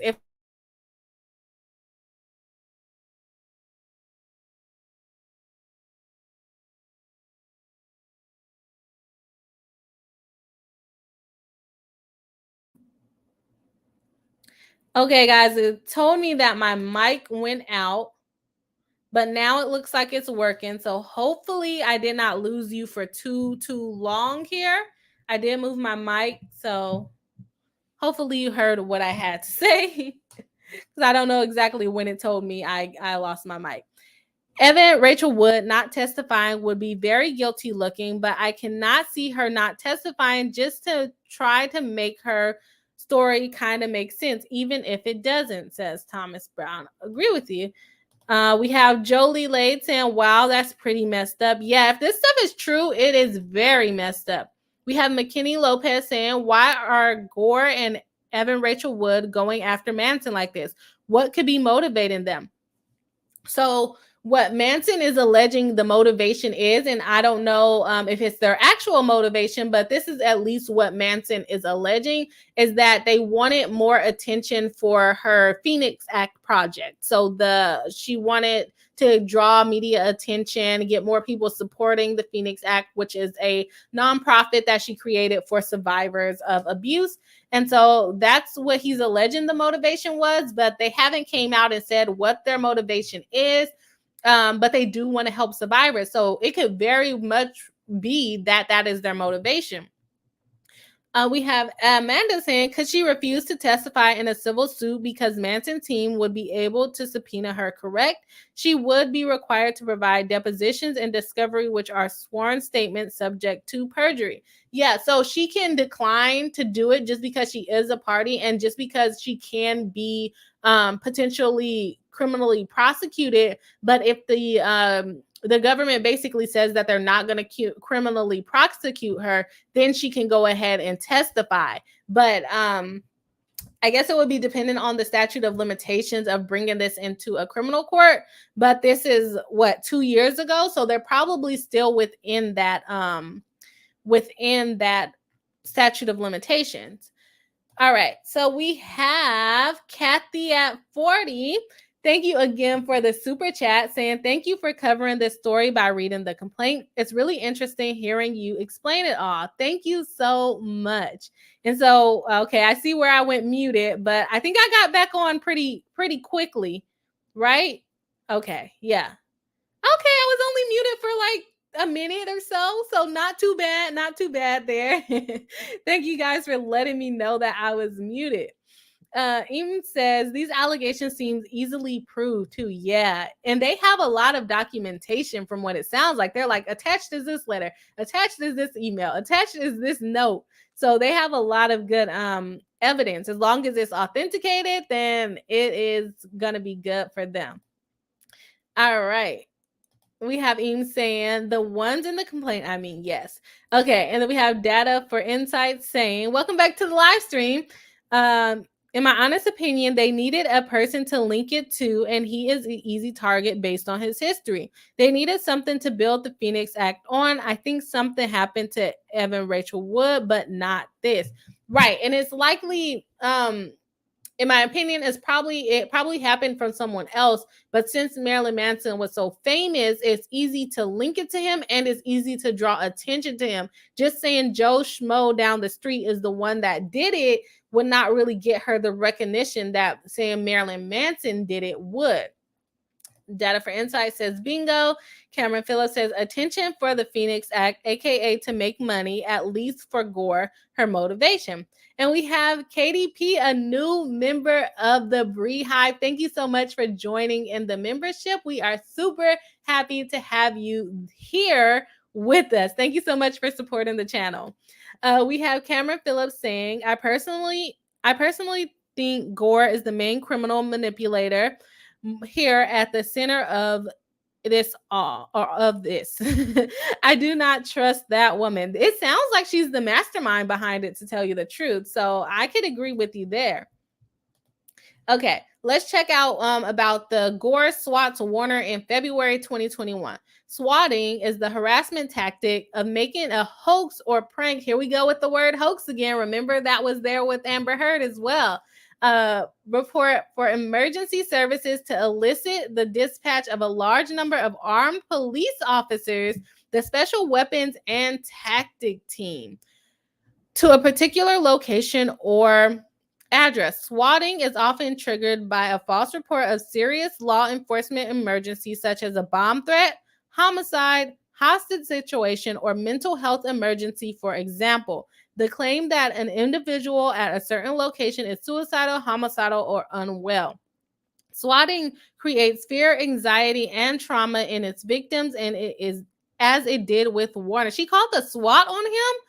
Oh my gosh. It spurs copycats, especially where the victims are celebrities and where the incidents are publicized. And of course, it carries a high risk of violence, not only for the innocent victim of swatting, but also for the law enforcement officer responding to what then appears to be a serious emergency.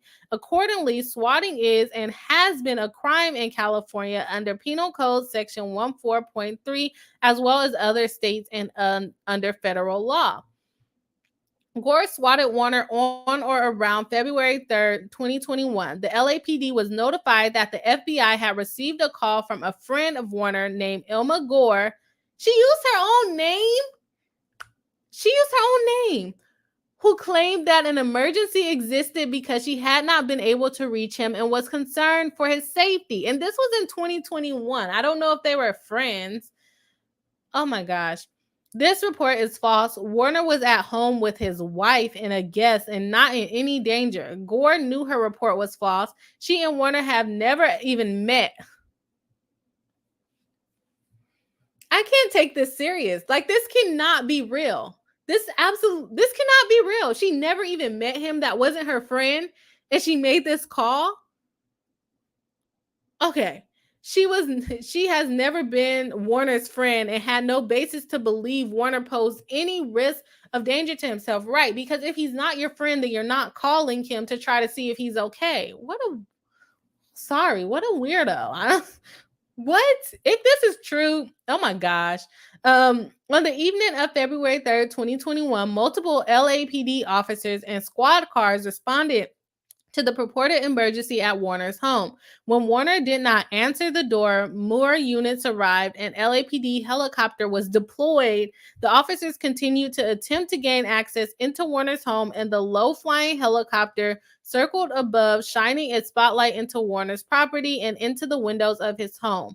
At approximately 8:10 p.m., a person associated with Warner received an email from the LAPD detective stating, "Today, we were notified by the FBI that they received a call from a friend of Mr. Manson. The friend, Ilma Gore, has not been able to reach him and is concerned for his safety. We went to his residence, but there was no answer.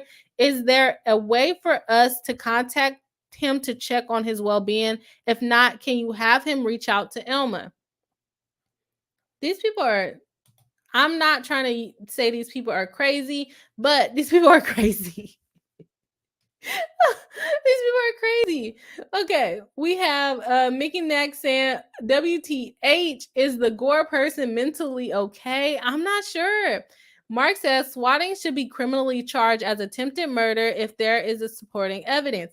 Yeah, so I think also with the swatting, is there a fine for that? Because I know, like, if you falsely call out the ambulance and also falsely call out like fire departments, then you get fined for that. So I wonder if that happened there. Cameron Phillips says, yeah, as far as I know, there is only one defamation claim Manson is making, and that is against specifically Gore. He is not even suing Evan Rachel Wood for defamation. Yeah, she is. She's listed as a defendant, but I'm not sure if the defamation claim is exactly against her because there's so many other claims. But Evan Rachel Wood is actually listed as the first defendant on the case. All right, so let's see what's going on here. Dasby says, nah, say it. This sounds wild AF. I agree there. You want to say hi to the live stream? Oh, no. Alpha is here to say hi to the live stream. Are you going to say hi or are you just going to laugh? Say hi. Welcome to the Bri High. Everyone say hello to Alpha. The chat is a little slow because I have the captions on, so it may take a while for the comments to come in. So Alpha is here. Did you go to the gym? Yeah, I'm about to now. So I was coming to say hi. Okay. Well, yeah, we're talking about a defamation case. So it's going a little long. Bye. See you later. All right. So Alpha made an appearance today. Let me see if I can catch up with the chats. We Turn says, that is crazy, Bri. Yes, it is very crazy. We have Cameron Phillips saying, yeah, it's nuts and just keeps getting crazier the more and more I dig. Yeah, this keeps getting crazier and crazier the more and more I read. If you guys are here at the beginning of the stream, I let you guys know that I had not looked at this complaint before getting on this live stream. So if you guys are shocked because you haven't seen the complaint, I am just as shocked. So yes. All right. So we have StreamYard going a little slow over here. All right. Data for Insight says, I don't remember the exact person, but there was a YouTuber who swatted someone and the person died. Oh no, that's yeah. If something like that is happening, then definitely criminal charges should be brought against that. I'm a little confused about how he was at home, but they were not able to like get in contact. They didn't bust down the door or anything. They didn't see anyone in the house, but he said he was at home. So that part is a little weird to me. All right, we have Sage Moon saying, OMG, they put him at risk. Totally agree. Swatting should be criminally charged if found out to be fake. Yeah, I think so. Also, false allegations of SA should be criminally charged as well. Mark says people have died in swatting attacks. Definitely fine for false 911, but it's at least reckless endangerment. I can definitely agree with you there, Mark. And we have Thomas Brown saying, hi, Mr. Hyde. Yeah, guys, so the chats come in a little late because I have it on kind of like slow latency or something like that, so that it can generate the closed captioning. So he's already gone. I'm sorry. I'm just now getting to the comments of saying hi to Alpha, but I'm sure he will enjoy them on the replay. Alpha with all the love here. I'll make sure to show him this when he comes back from the gym. Oh, he'll like this one. King B. Okay. He'll probably like that. Next, a Cutie Pie. Is he an alpha? No, he's not an alpha. He's not in any Greek fraternities at all. So no, just me. Who says? Kate says alpha. They are friends in nursing. And we have the Oz coming in. All right. So we all of Alpha's hellos. He can watch them on the replay. Thank you guys so much for interacting and chatting with Alpha. He loves the live stream as well, but he had to go to the gym, which I am skipping today to be here with you guys.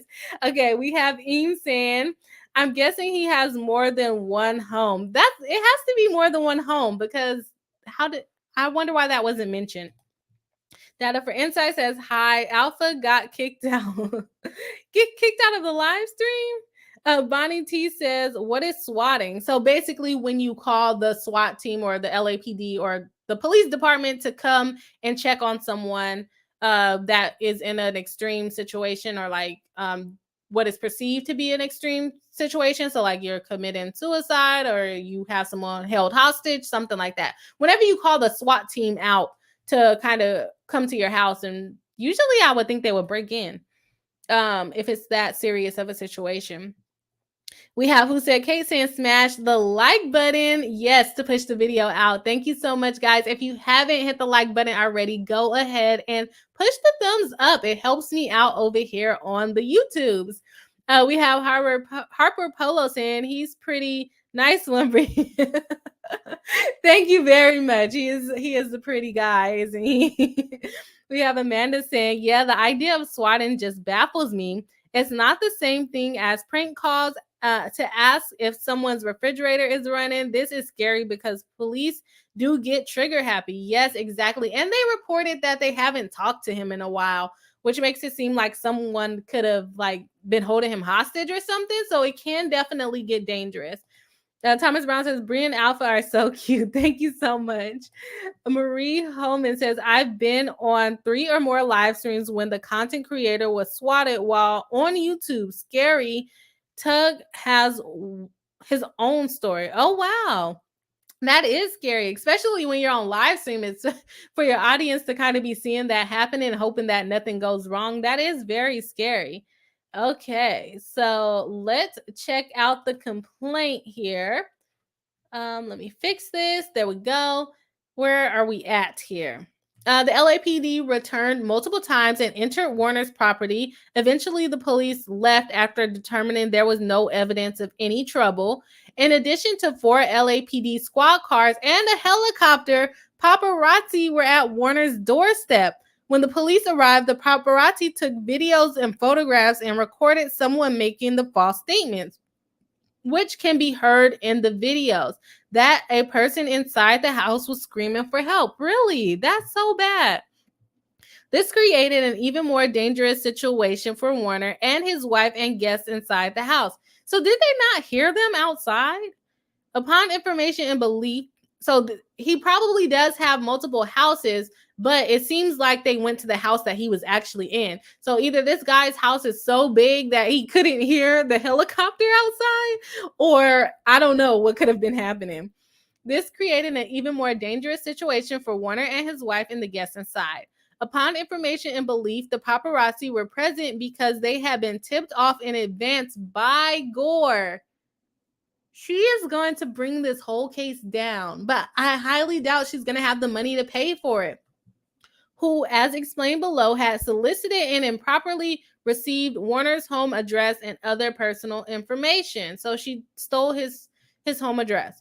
That evening, video and images of the police response were posted and went viral online as it was reported that Marilyn Manson's home was swarming with cops after a worried friend, again, not his friend, called concerned for the singer's well-being, saying they'd been unable to get in touch with him for hours. For hours? They called for hours, not days.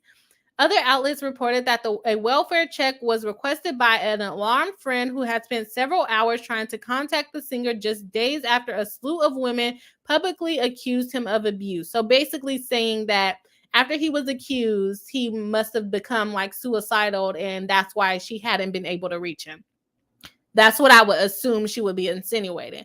Many of these published stories link the abuse allegations made against Warner to the police response, which is horrible. So they're basically trying to publicize the allegations even more by saying, oh, the police went to help him because of these issues going on. That's horrible. Predictably, press reports focus heavily on the fact that just 2 days earlier, on February 1st, 2021, Wood and several other women made public accusations against Warner. This was all by design. And that can also make it look like the police was swarming his house because he was being arrested, like they were trying to tell the accusers that they recruited. Yeah, this is seeming more and more like a hoax. Like, we thought that Amber Heard saying that the house was all messy and wine was spilled and there was this big altercation, we thought that was a hoax. But if this is all true and the motive behind it is all true, this is what I would describe as a hoax for real. All right. So let's see. We have data for insight saying, playing defense for a bit, could Evan Rachel Wood say she thought the letter was authentic as in she didn't do it but received it like everyone else and thought it was real? Would that hold? I would say no, just because there are text messages. If they can prove that those text messages are between Evan and Gore, then no, she would not be able to use that excuse because they actually edited the letter together and made changes for it through text messages together. So I would say no if those text messages are absolutely true. But if they're not true, possibly could happen. All right, we have Emily saying hi to Alpha. Alpha's gone now, but I'll let him know you guys said hi to him. We have Cameron Phillips saying, yeah, I saw that video as far as the police swarming. I'm thinking you mean.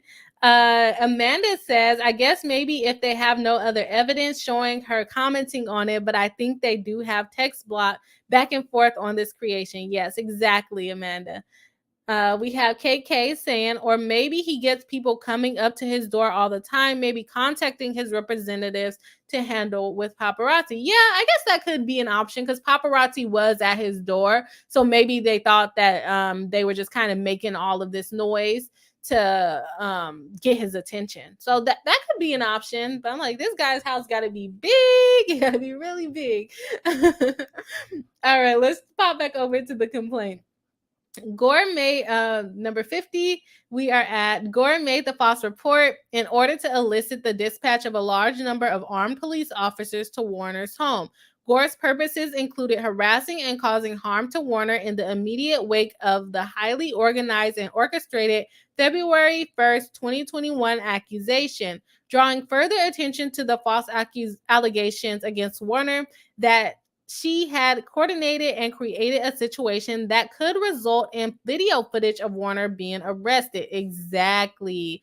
But they were there to save him, so I don't know if they would have arrested. I guess they can. It also created a scenario in which Warner, his wife, and his guests could have been harmed in the chaos of the moment, a lot like what a lot of you guys have been saying. This swatting by Gore was part of a scheme to benefit the Phoenix Act, Wood, and the film project, and to curry favor with Wood and potential and existing accusers against Warner. Based on the press coverage of the police response, which reported to the disturbing incident at Warner's home and the allegation levied days earlier, but not that this welfare check was a hoax, Gore was successful. And so I think it might be a good idea to actually cover the case that the assistant brought against Marilyn Monroe, because it might show that the court found that she was lying. So it would be cool to go through that evidence to see why that case got dismissed. So I might do that on Thursday. Gore hacks Warner's computer files and social media accounts. Okay, this lady has so much time on her hands. I don't know. Why does she have so much time on her hands? She's emailing people on his behalf. She's calling the police trying to check on the welfare of her friend. And now she is hacking his social media accounts and computer files. She has to get it together. All right. So let's see what the chat is saying. Thomas Brown saying, so, okay, if swatting happens and they find no evidence of trouble, shouldn't the police investigate the person reporting the initial tip? I think that they should, but it would just depend on what is required from their agency if they're required to investigate that. Data for Insight saying, I joined the stream late, so I missed her going over the text. Yeah, we went over the text a little earlier. Harbor Polo says conspiracy. That is what he is suing for. Amanda says, I thought the Amber Heard accusations were a little grandiose, but if these allegations are true, that is some next level of harassment and defamation. I agree with you there. We thought Amber Heard was bad, but this, like Thomas Brown just said, Gore seems so unhinged. If this is all true and what she did is not like true, or she had no reason to do these things, which calling the police on her so-called friend seems like she had no reason to do this, she may be considered unhinged for sure. Bikini Lopez says, Evan, Rachel Wood, and Gore are diabolical.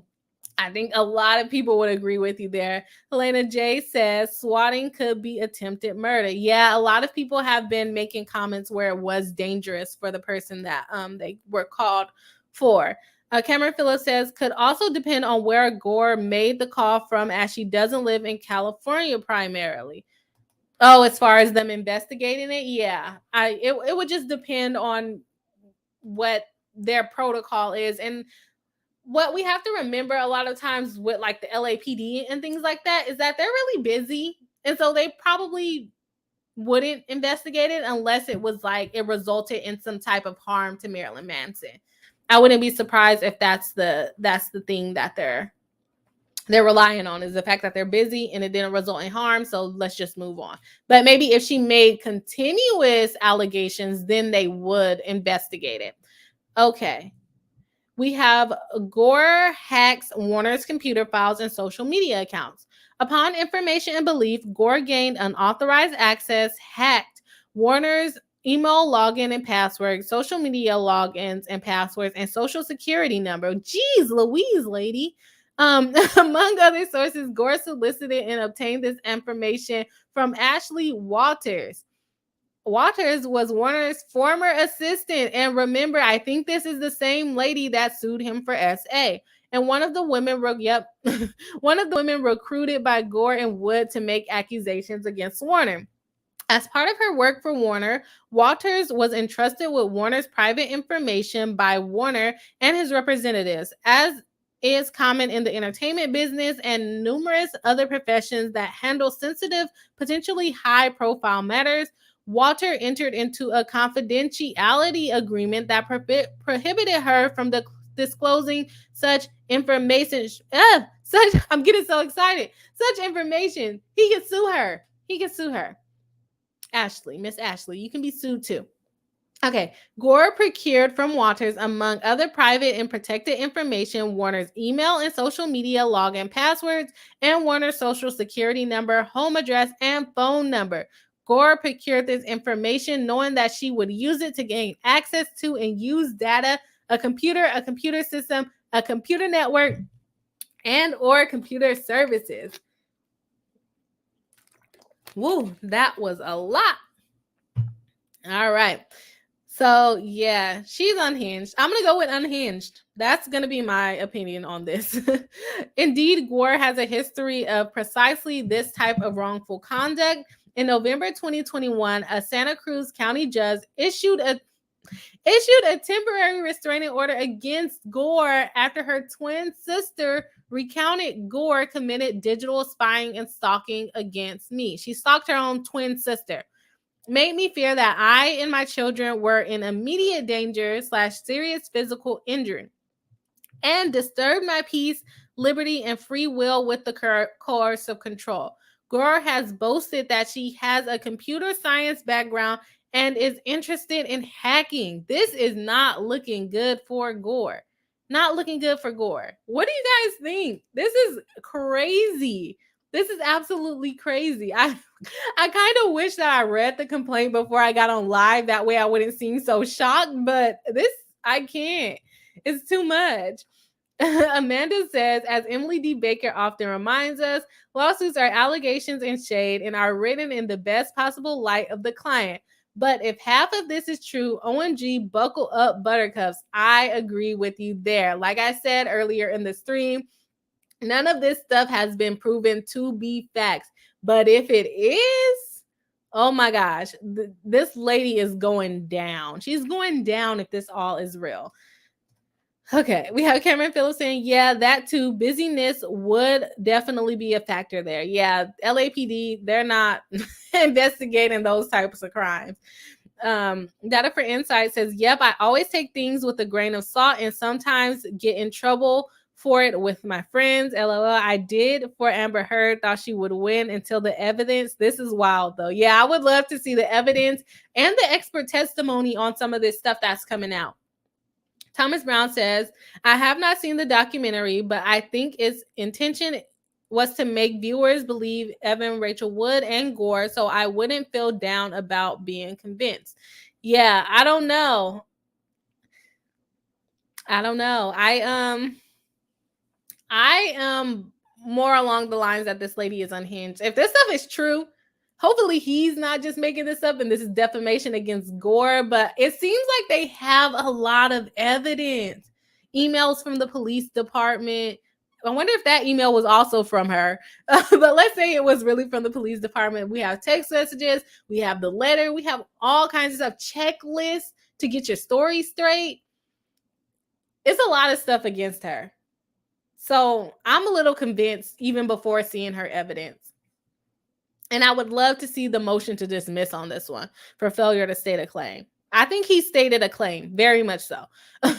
Upon information and belief, this is a very detailed complaint, sorry. Upon information and belief, Gore used information provided by Walters and others to gain access to Warner's personal details, private conversations, email accounts, phones, and social media accounts. Gore used the information she obtained as part of her scheme to orchestrate and promulgate false accusations against Warner, including the coordinated false accusations against Warner on February 1st, 2021, and thereafter, which would bring further attention to the Phoenix Acts, Wood, the film project, and to curry favor with Wood and potential and existing accusers against Warner. Oh, yo.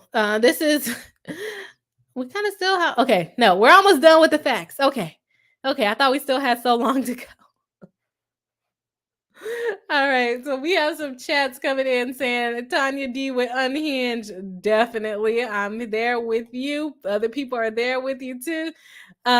We have Thomas Brown saying Gore unhinged. That might be the new hashtag. I don't think a lot of people are really diving into this complaint like that. And as you guys know, it takes a while to go to trial. So we can save that hashtag for later on down the line. See if they also bring a defamation claim against. Data for Insight says, I wasn't let down. Okay, you guys are having a conversation. I'll let you have that. Who Said Kate says, these two have a lot of confidence in themselves. These kinds of false allegations needs to be prosecuted. We can't continue to allow this because LE has their hands full. Yes, definitely agree with you there. It is hard to prosecute these things, but it is something that people should bring forward. And I think that may be why Marilyn Manson is suing under the civil law and quoting a lot of criminal law, because maybe the prosecutors are not going after these cases, but you can still go after it civilly to kind of prove your point. Okay.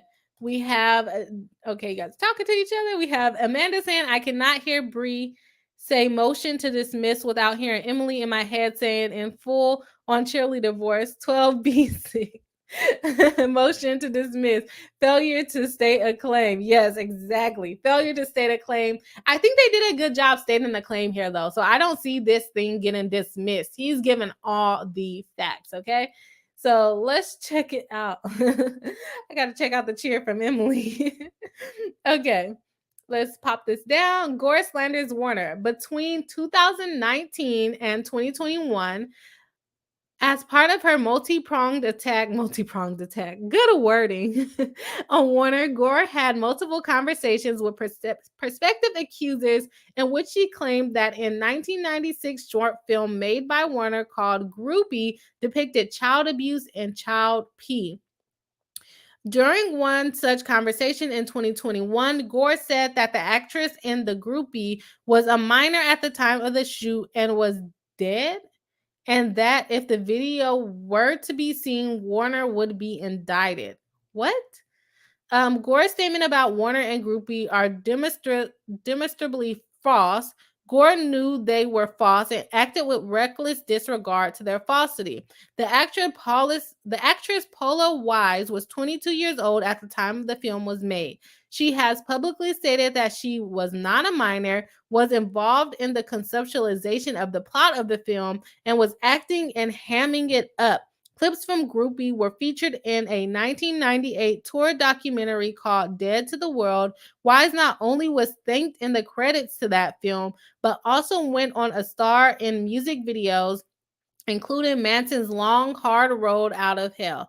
In 1997, the Garbages Push It in 1998. The director of Groupie and Dead to the World, Joseph Cotes, has publicly stated that Gore's claims are all fake. So people are calling her out publicly.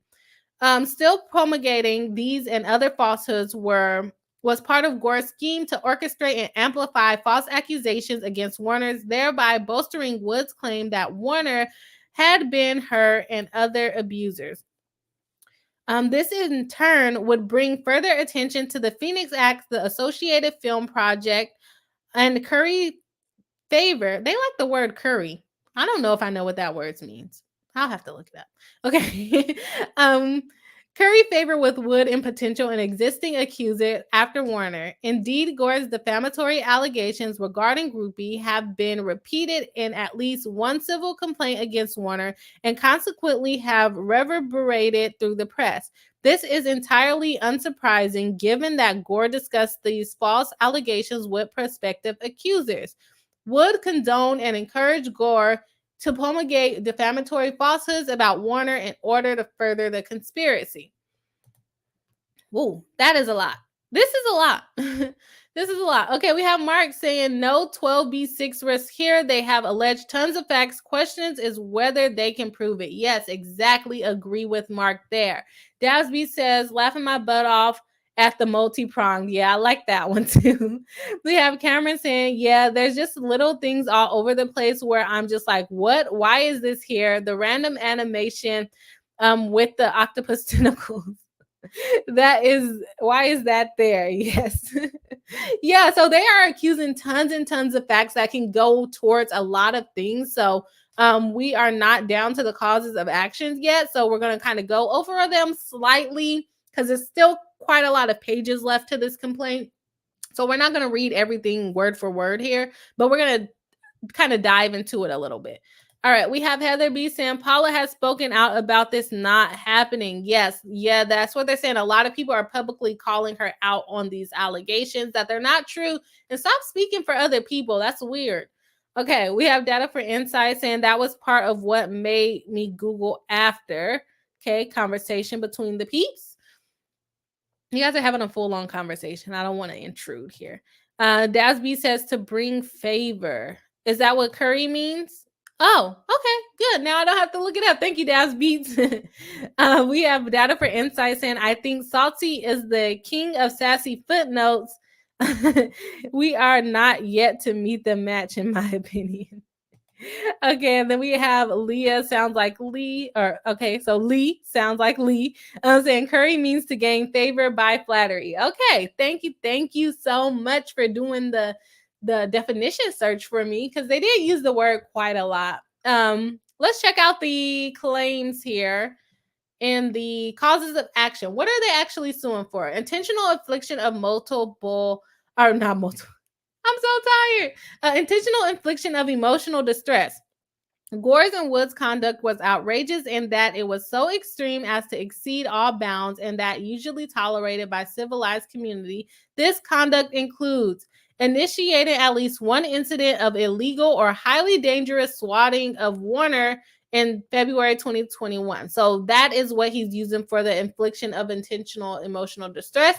But if he didn't see it, could he have been intentionally? No. You have to actually perceive it. But if he was in the house and he didn't know they were out there, then I don't think he can prove that claim. Yeah, sorry for the thinking moment, but yeah, I don't think he can prove it if he didn't know they were out there.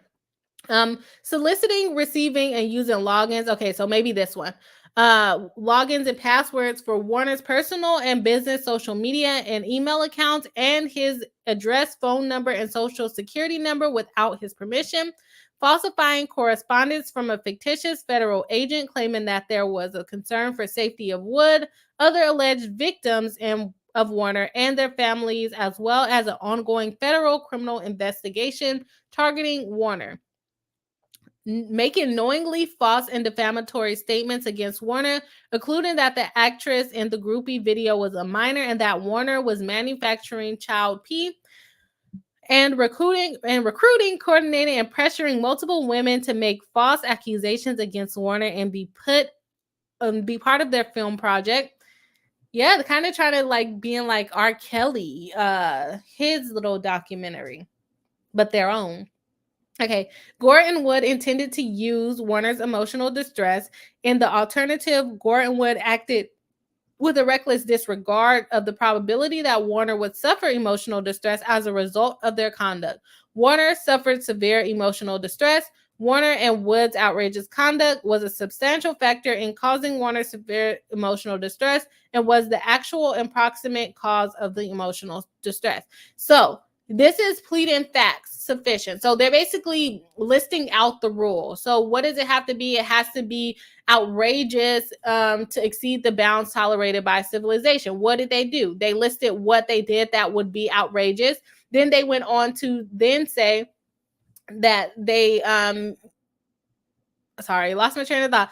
But then that it caused emotional distress, and it was either intentional or with a reckless disregard, that Warner or Marilyn Manson actually suffered emotional distress, and that it was a substantial factor in him suffering the emotional distress. So they basically pleaded the rule that they have to complete in order to succeed on this claim. So I think that was very well put together by their attorneys. Next one, Gore and Wood acted with oppression, fraud, and malice as defined by civil code in California, engaged in highly reprehensible conduct warranting punitive damages. So they're asking for the punitive damages. Let's see what the chat has to say. We have Eames saying, is it not the after effects from the PAPS? Are you referring to them showing up at his house?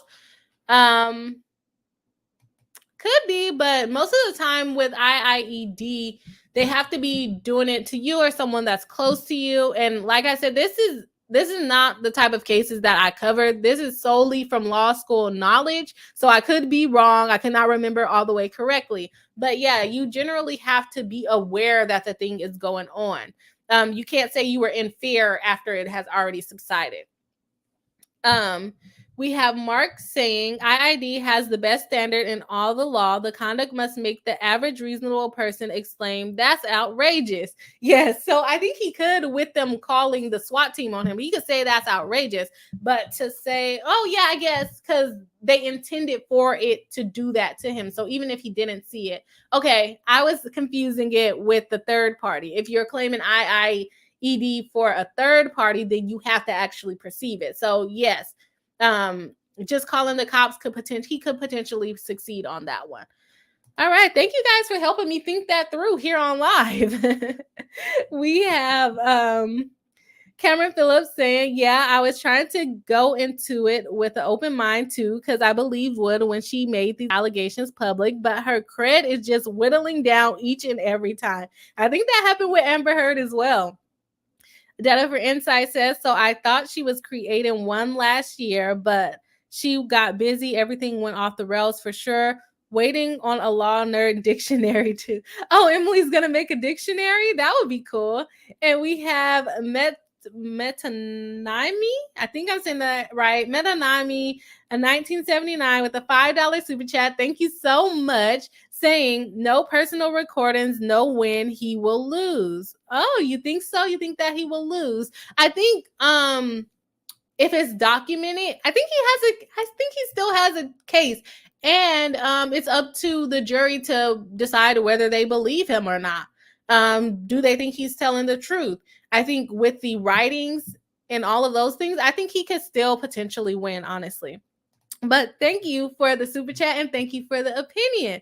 Okay, where are we now? We have some combos going in. We have Data for Insight saying, question, playing defense again. We love to see it. Could Evan, I think you did the acronym or the, what do you call it? The initials backwards. So that confused me. Okay, did Evan throw Gore under the bus? Or could Evan throw Gore under the bus and say she was a victim of Gore's manipulation since all the technical alleged acts lean heavily on Gore's expertise? Yes, the jury could find that she's not liable if they find that she didn't actively participate. But since she was the one going out and kind of putting it in front of everybody, I think a jury would still technically find her liable. It's if you watch like a lot of criminal trials, when one party tries to throw the other party under the bus, it doesn't really matter because like if you participated in it, you're basically just as guilty. If you do anything to further the conspiracy, you're just as guilty. This is a civil case, so a jury could differ on that, but she could throw her under the bus. Doesn't mean that people are going to believe her or that a jury or a judge will believe her. No, but she could try to throw her under the bus for sure.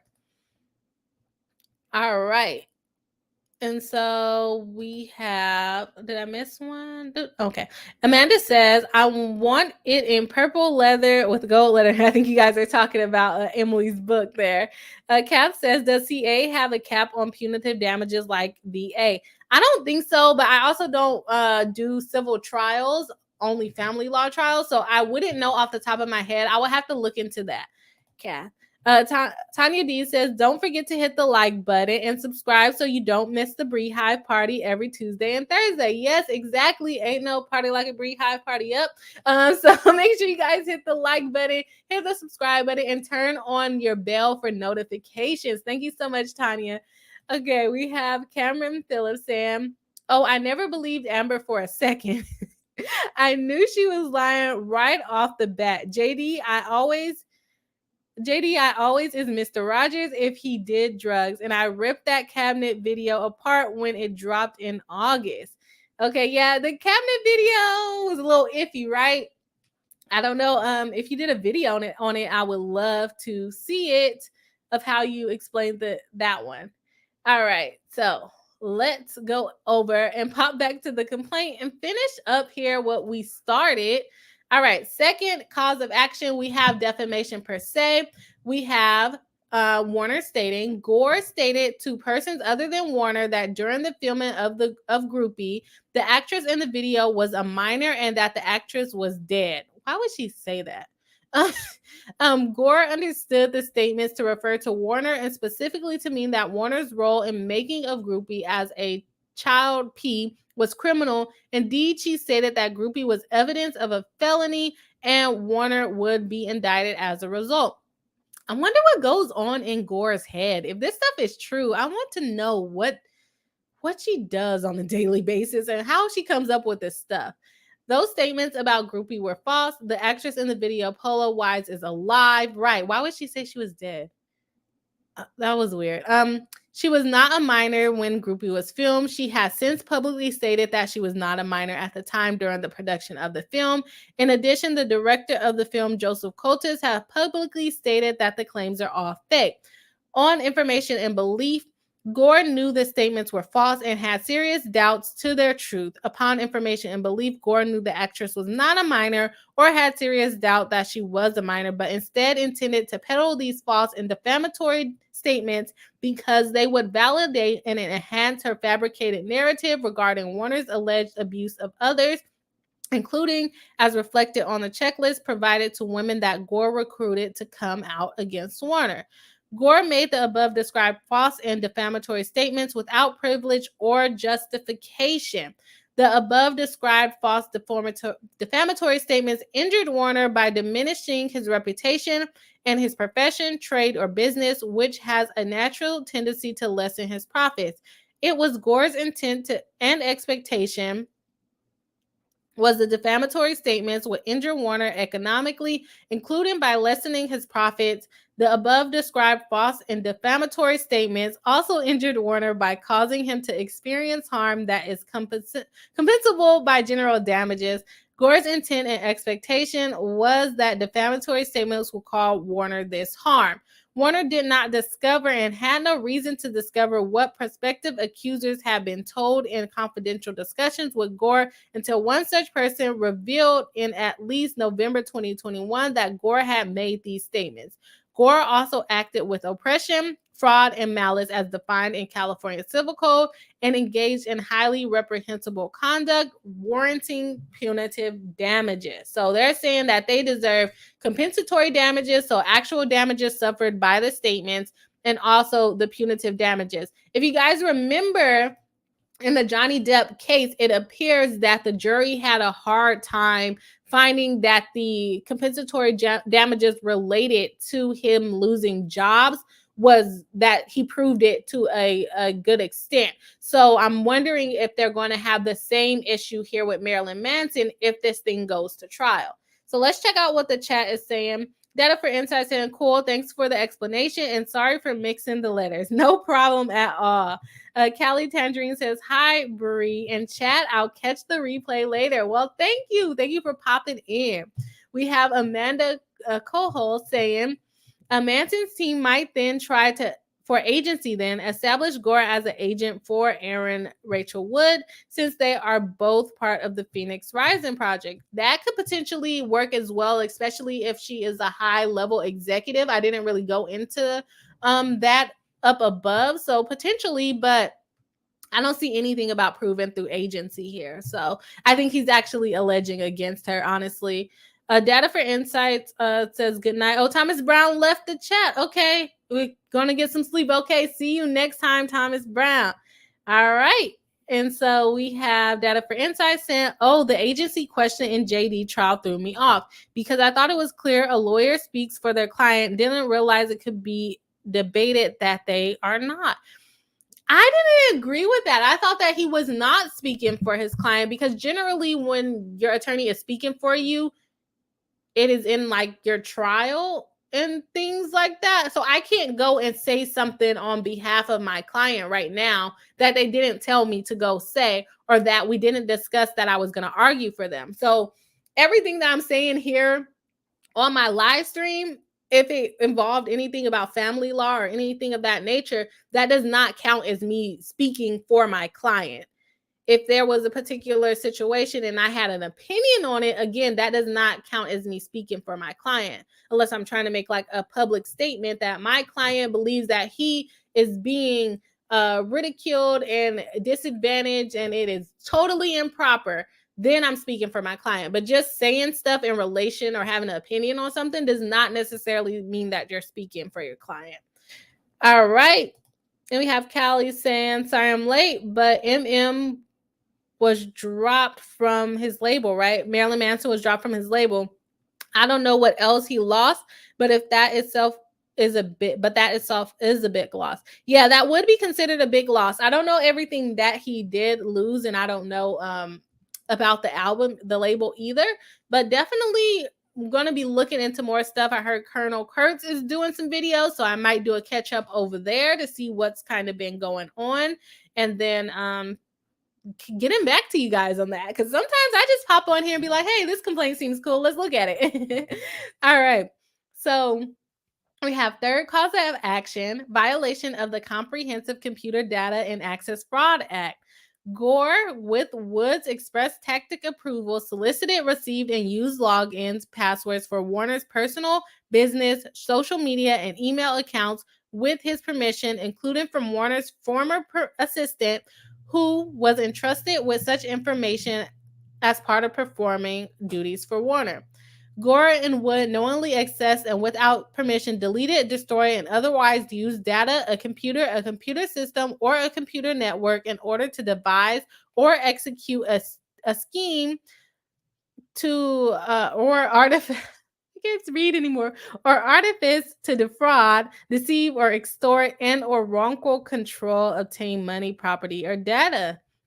Upon information and belief, Gore and Wood knowingly accessed and without permission took, copy, and made use of data from a computer system, or computer network. All right. And Gore and Wood knowingly and without permission used and caused to be used the computer services, knowingly and without permission access and caused to be accessed a computer system, or computer network. Gore and Wood knowingly and without permission provided and or assisted in providing a means of accessing the computer in violation of Penal Code 502. Warner was harmed as a result of Gore and Wood's misconduct or conduct, and Gore's conduct was a substantial factor in causing Warner's harm. Gore and Wood acted with oppression and fraud, basically saying that they deserve punitive damages. And let's go ahead and get on to the last cause of action here. It says Gore and Woods express or tactic approval knowingly and without consent credibly impersonated Warner through and or an internet website or by other electronic means for purposes of harming, intimidating, threatening, and defrauding Warner.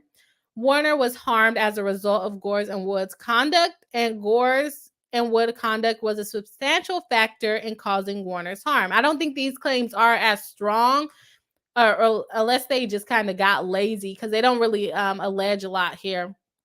Gore and Wood acted with oppression, fraud, or malice as defined by California Civil Code, and they are subject to punitive damages. So, what did they actually request here? These are the damages or the remedies that they are requesting. They're requesting damages, including general and special damages, and the amount to be proven at trial. They're requesting punitive damages, so damages to either deter or to punish the defendant, all costs, interest, and attorney fees to the extent provided by law, an order enjoining Wood and Gore from engaging in further wrongful conduct towards Warner. So they want them to stop what they've been doing. And then such other and further relief as the court may deem just and proper. As you guys can see, this was filed back on March 2nd, 2022. Probably wasn't getting much coverage because everything that was going on with the Johnny Depp trial. And I thought they did not they did attach the exhibits. I thought that I didn't have the exhibits, but they are here. Let's check it out. Okay, here's the letter. Oh, let me come back to the chat and then we'll come back to the letter. Okay. So let's see what the chat is saying. Data for Insight says, my lens for these cases are fact, evidence, data, because I know nothing about legal stuff. I just love watching folks like Emily D. Baker and Bri. They make the law so accessible. Well, thank you. We definitely enjoy having you join our stream. We already covered that one. We have Andrea Alisi saying it would be very interesting seeing a cross-exam of Marilyn Manson. The guy is extremely intelligent. My guess is that Evan Rachel Wood lawyers will have a hard time with him on the stand, but no idea if he's innocent or not. I am wondering if Evan Rachel Wood and Gore are going to have the same attorney, because this could be similar to like a defendant in a criminal trial issue where Gore could be liable, but Evan Rachel Wood is not liable. So I would want my own attorney to prove that I did not do these things, kind of like a criminal trial. So I wonder if they'll have the same attorney.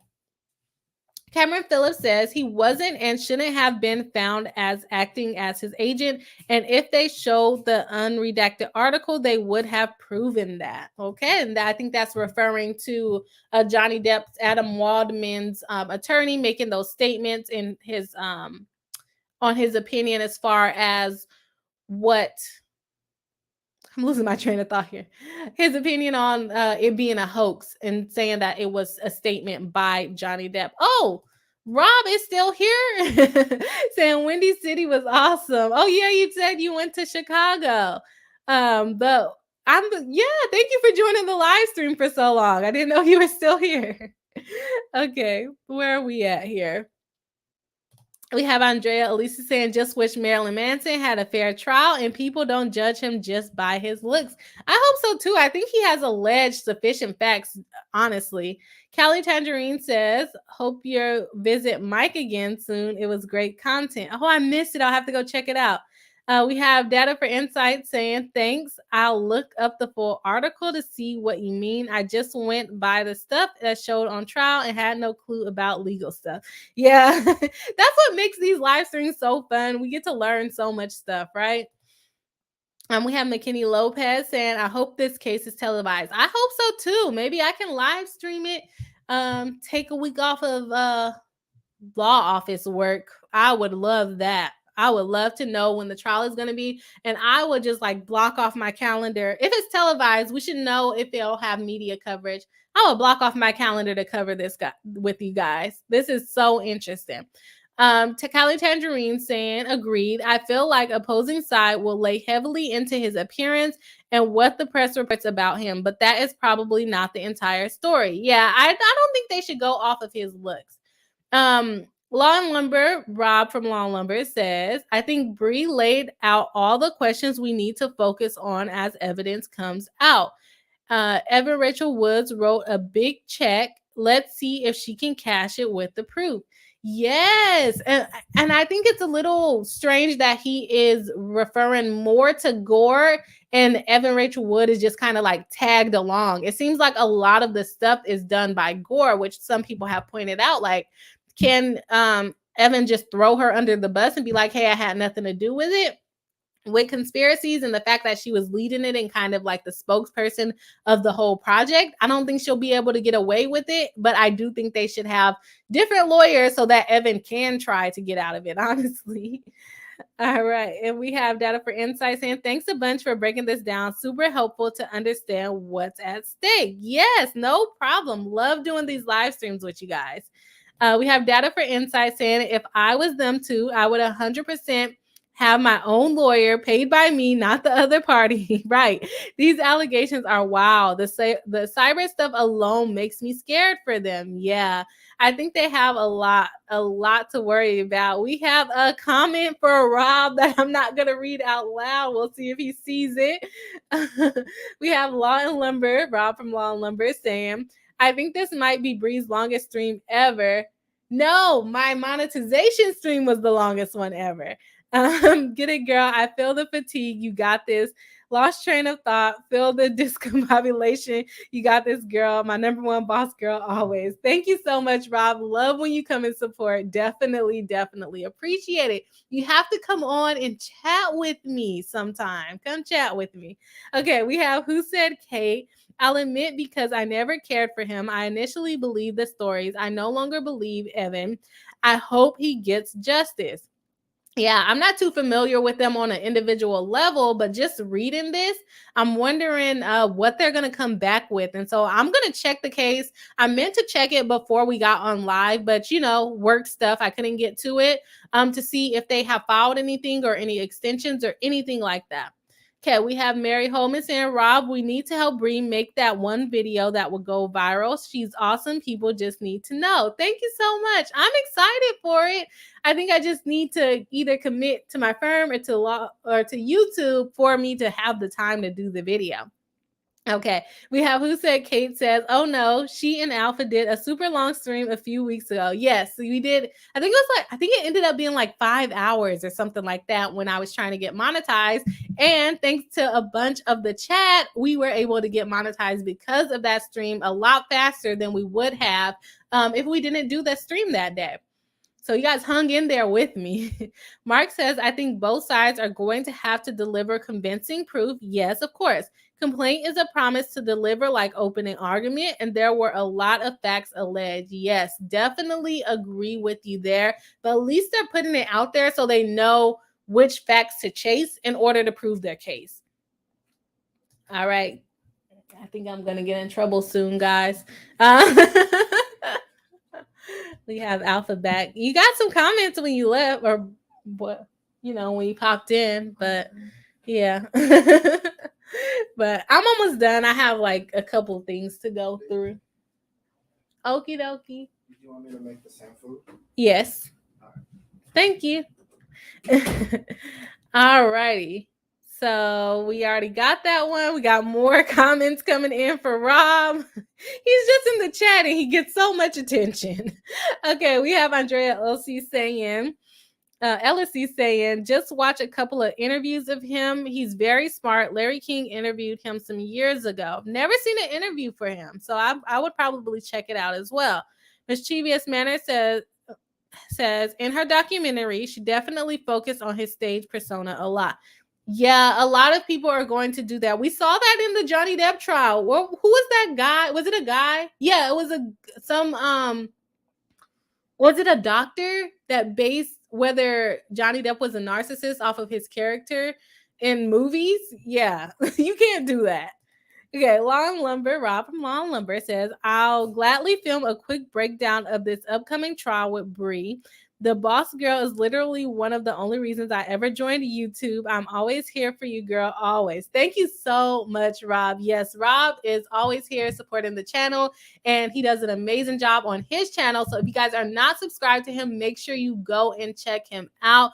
I will be super excited when he joins me on the channel and he can actually comment, because he's been on my channel a couple of times, once commenting, I think, and then once working in the shop. So hopefully he'll be able to come on soon so he can give us some more of his great insight. He's super smart. He knows a lot more than I do. So I love learning from the other attorneys on LawTube. So I'm always happy to have them join. Sage Moon says, shout out to Rob for how much he supports our girl Bri's fire. Yes, exactly. Yes, LawTube is very supportive, especially Rob and Alita and Nate the lawyer and Natalie lawyer chick and everybody really. I don't want to start naming people because I might miss some people, but yeah, LawTube is super supportive. Callie Tangerine says, we stand to supportive law community. Yes, exactly. This gets hard out here. Okay. Yep. You guys are calling it out. Spiegel. Dr. Spiegel is the one that based his analysis on Johnny Depp off of his characters. Dr. Spiegel, aka Dr. Doofenshmirtz. Is that from Phineas and Ferb? All right, you guys are calling it out, Spiegel. All right, so let's pop back over because we're almost done here. So this is the letter that came allegedly from the government agency. It looked like they redacted. What's going on here? Okay, it looked like they redacted some stuff to kind of protect the FBI agent because she was actually a FBI agent, that they used her name and her information. Okay, so to whom it may concern, please be advised that Miss Evan Rachel Wood is a key witness in connection with a criminal investigation in Los Angeles, California, involving an international and well-known public figure. The safety of Miss Wood, her family, and other victims and their family are lost my train of thought, are the utmost concern during this time. Contact for more information regarding the safety of victims of human and sex trafficking crimes. Wow, they really put that there. And in addition to that, this looks a lot like that text message we read earlier, right? That looks very eerily similar to that text message we read. And then so we have Federal Violent Crimes Department, Deputy District Attorney, DA, and then all the stuff they basically allege there. So that was the first attachment. It doesn't have like any seal on it though. I don't know how anybody believed that this actually came from the government. This letter does not seem convincing enough for me, honestly. And I don't see any seals or any crossing out of the seal, which is strange. And then we have attachment B, which I forget what it was. Oh, this is a checklist. This is a checklist that Gore created in order to determine whether they experienced the same assault from Marilyn Manson. And they put your name, your contact, your willingness to testify.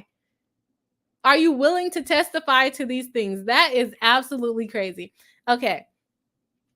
So are you willing to testify? They put yes, no, it's complicated. They ask if you are a sexual partner, a spouse, staff, and or band member. They asked offered project or professional opportunity that never came to fruition or was vastly different to how it was first presented. So basically, he offered them an opportunity to work with him. R word, blood drinking. They're claiming that he made them drink blood. Commercial sex acts or acts. Cut or assaulted during sex without prior consent. What? Tied up or bound. I'm probably going to get demonetized. Okay. Tied up or bound, locked in bad girl room or unable to physically leave. Made to guard girl to make sure she doesn't leave or commit suicide. Sleep deprivation. Forced to eat on specific eating schedule. Given a dress code, drugged or suspected to be drugged with Refnol, threatened, underage, and given drugs and or alcohol, scarification, exploitation or blackmail of documents, photos, and or video, assault, battery with a deadly weapon, help to coordinate schedules and or locations of women. That would count as trafficking, guys. Matching tattoos with Marilyn Manson, aka Brian Warner, was a minor and had a sexual relationship with Marilyn Manson, aka Brian Warner, transported to Los Angeles, overseas, or interstate, which will also be trafficking, guys. So that was kind of goes to what we were talking about earlier as far as what would be considered trafficking. And then the last thing here, I forget what this attachment was, but it looks like it's a note here. Oh, this was the script that they claimed that Evan, Rachel Wood, and Gore helped them write. It says, and see, when he hit me, I started to feel crazy. I thought she was crazy. I saw her scream, crying, and he told me she was crossed out. I would cry and slit my wrist in the hopes that he'd stop hurting me. Must have looked crazy. I was there to film a project music video from the abuse in my career. Oh, it's showing that they're crossing it out. So like the person wrote a script and they're crossing it out and fixing it. I was relieved for one night. I was relieved for one night. They can't spell there. I was relieved for one night. I would get a break. I realized the fitting wasn't professional very quickly, but I didn't want to question him. I couldn't trust or I couldn't leave. threatened me when I asked who he was. Even he couldn't leave even if I wanted to. He texted me saying he could arm me. I woke up tied up, being arred. In the morning, he told me he loved me. I started to think of a way to escape, accept his apology, move past, or I can't understand what that says. Something together. Can't read that. He loves me and I trust him. Scribbled out. Respects brick. We connected. Doesn't. Can't read that. So this is part of what they helped draft up for when the person was going to tell their story on the show that they were on. Okay. We have Dov Omega saying Rob is gushing on you, Bri. Alpha May gets. I don't think so. I hope not. He just supporting the channel for us. Okay, we have Rob saying, for the person that encouraged me to do this, you and Mr. Boss. See, he supports Alpha. You and Mr. Boss, y'all have all my love. Congrats beyond congrats to the moon for both of you. It takes a team to survive. That is definitely true for sure. The support y'all give is amazing. Stop praising me, praise this queen. Yes. Praise Rob too. Rob's always here supporting all of Law too. Thank you so much for the $50 super chat. Thank you so much. Definitely super grateful for that. Rob is always coming by, showing the love with the super chats. Always appreciate you over here on my channel. We have Dabs Beat saying it was the psychiatrist who likely needed a psychiatrist himself. Fun fact, allegedly Amber Heard's attorney hired the wrong psychiatrist. Supposedly they meant to hire another expert with the same name. That sucks. If that is true, that sucks. Okay, we have Carla Barrick saying, hello everyone, late but happy to make it. Happy to have you here. Yeah, we're usually not streaming this long, so welcome in. We have Tanya D adding Rob saying, always appreciate your support. Yes, we always do. Thank you so much. And we have another super chat coming in from Rob. Oh, amazing. Oh, we have 2 more super chats from Rob. Okay. We have Breathing Spirits with receipts. We're going to get to them. Carla Barrick, I've never seen a checklist before. Yeah, they have the checklist there for us. McKinney Lopez says, why is spouse checked on the checklist? Was that Amber Rachel Wood's checklist? I don't know. Unless he went to his wife, or maybe they thought they meant, do you have a spouse? I don't know. I have no clue. I'm just making it up as I go. Sage Moon says it's gonna be a hard case for Evan Rachel Wood and Gore. This looks pretty bad, but reserving judgment till I hear more. Yeah, as soon as we get the answer, I'll check it out. Like I said, it's probably going to be very, very generic, and so it might not give us too much detail, but we'll definitely check it out and see if it's worth going over. We have Law and Lumber, Rob from Law and Lumber again saying, and one more to Mr. Boss Bri. Thank you for keeping this girl on the throne she deserves. Much respect and love. Power couple. Thank you so much, Rob. I will make sure to pass on the message to him. He just got back from the gym, so he's doing some things, but I'll definitely let him know. Thank you so much again for the super chat. We have Carla Barrick saying, wow, blushing. Tiny D says, sounds like an R. Kelly checklist. Yeah, because he also had a lot of stories coming forward that were pretty similar, which could be a motivation as to why Evan Rachel Wood and Gore put it out there like this to say, okay, if he did it to you like this, then he probably also did it to her like this and her like this and her like this, basically to try to prove like this is just what he does. This is his MO. Okay, we have Who Said Kate says transported to Los Angeles is very specific. Well, because I think he lives there. So maybe he brought them from somewhere to there, or like flew them out. We have Cameron Phillips saying, oh, it's real checklist they use. Yeah, this is a checklist that they're alleging that Gore and Evan Rachel Wood used to decide if they should include them in their video or to include them in their documentary. And ask them to make the false allegations. We have Data for Insight saying, I've seen similar checklists before, not in a legal space, but for participant intake for an SA study. It was used to categorize people for a very specific thing, but not to recruit for a lawsuit, which it looks like it's used to recruit for a lawsuit.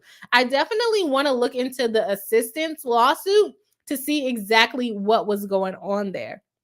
Okay, so we have Amanda saying, well, crap, my 3 dogs are super adamant that we all eat on a very specific schedule and forget sleep when the 3 of them start to snore and stretch out in the bed. Do I have a case? Maybe not against Marilyn Manson, but maybe against your dogs. They're holding you hostage there. All right, we have who said Kate says, did she really write this in Crayola markers? It looks like it, right? Let's look at that. This is horrible. If this is supposed to be the script, this is not good at all. Yeah. Looks like markers. Oh, sorry. Let me make it bigger. Okay. Looks like markers or something of that nature. Crayola markers. Yeah. Okay. We have Carla Brick saying, a totally different world than I've ever known. As far as this go, for sure. And we have Rob with another super chat. Thank you so much. Saying, Mr. Boss Attorney Bri, feed this queen. He is in there cooking. We've taken enough of her time. Secrets of Law 2, the support that exists when live streams end. Yes, exactly. We definitely need the support on and off of the live streams.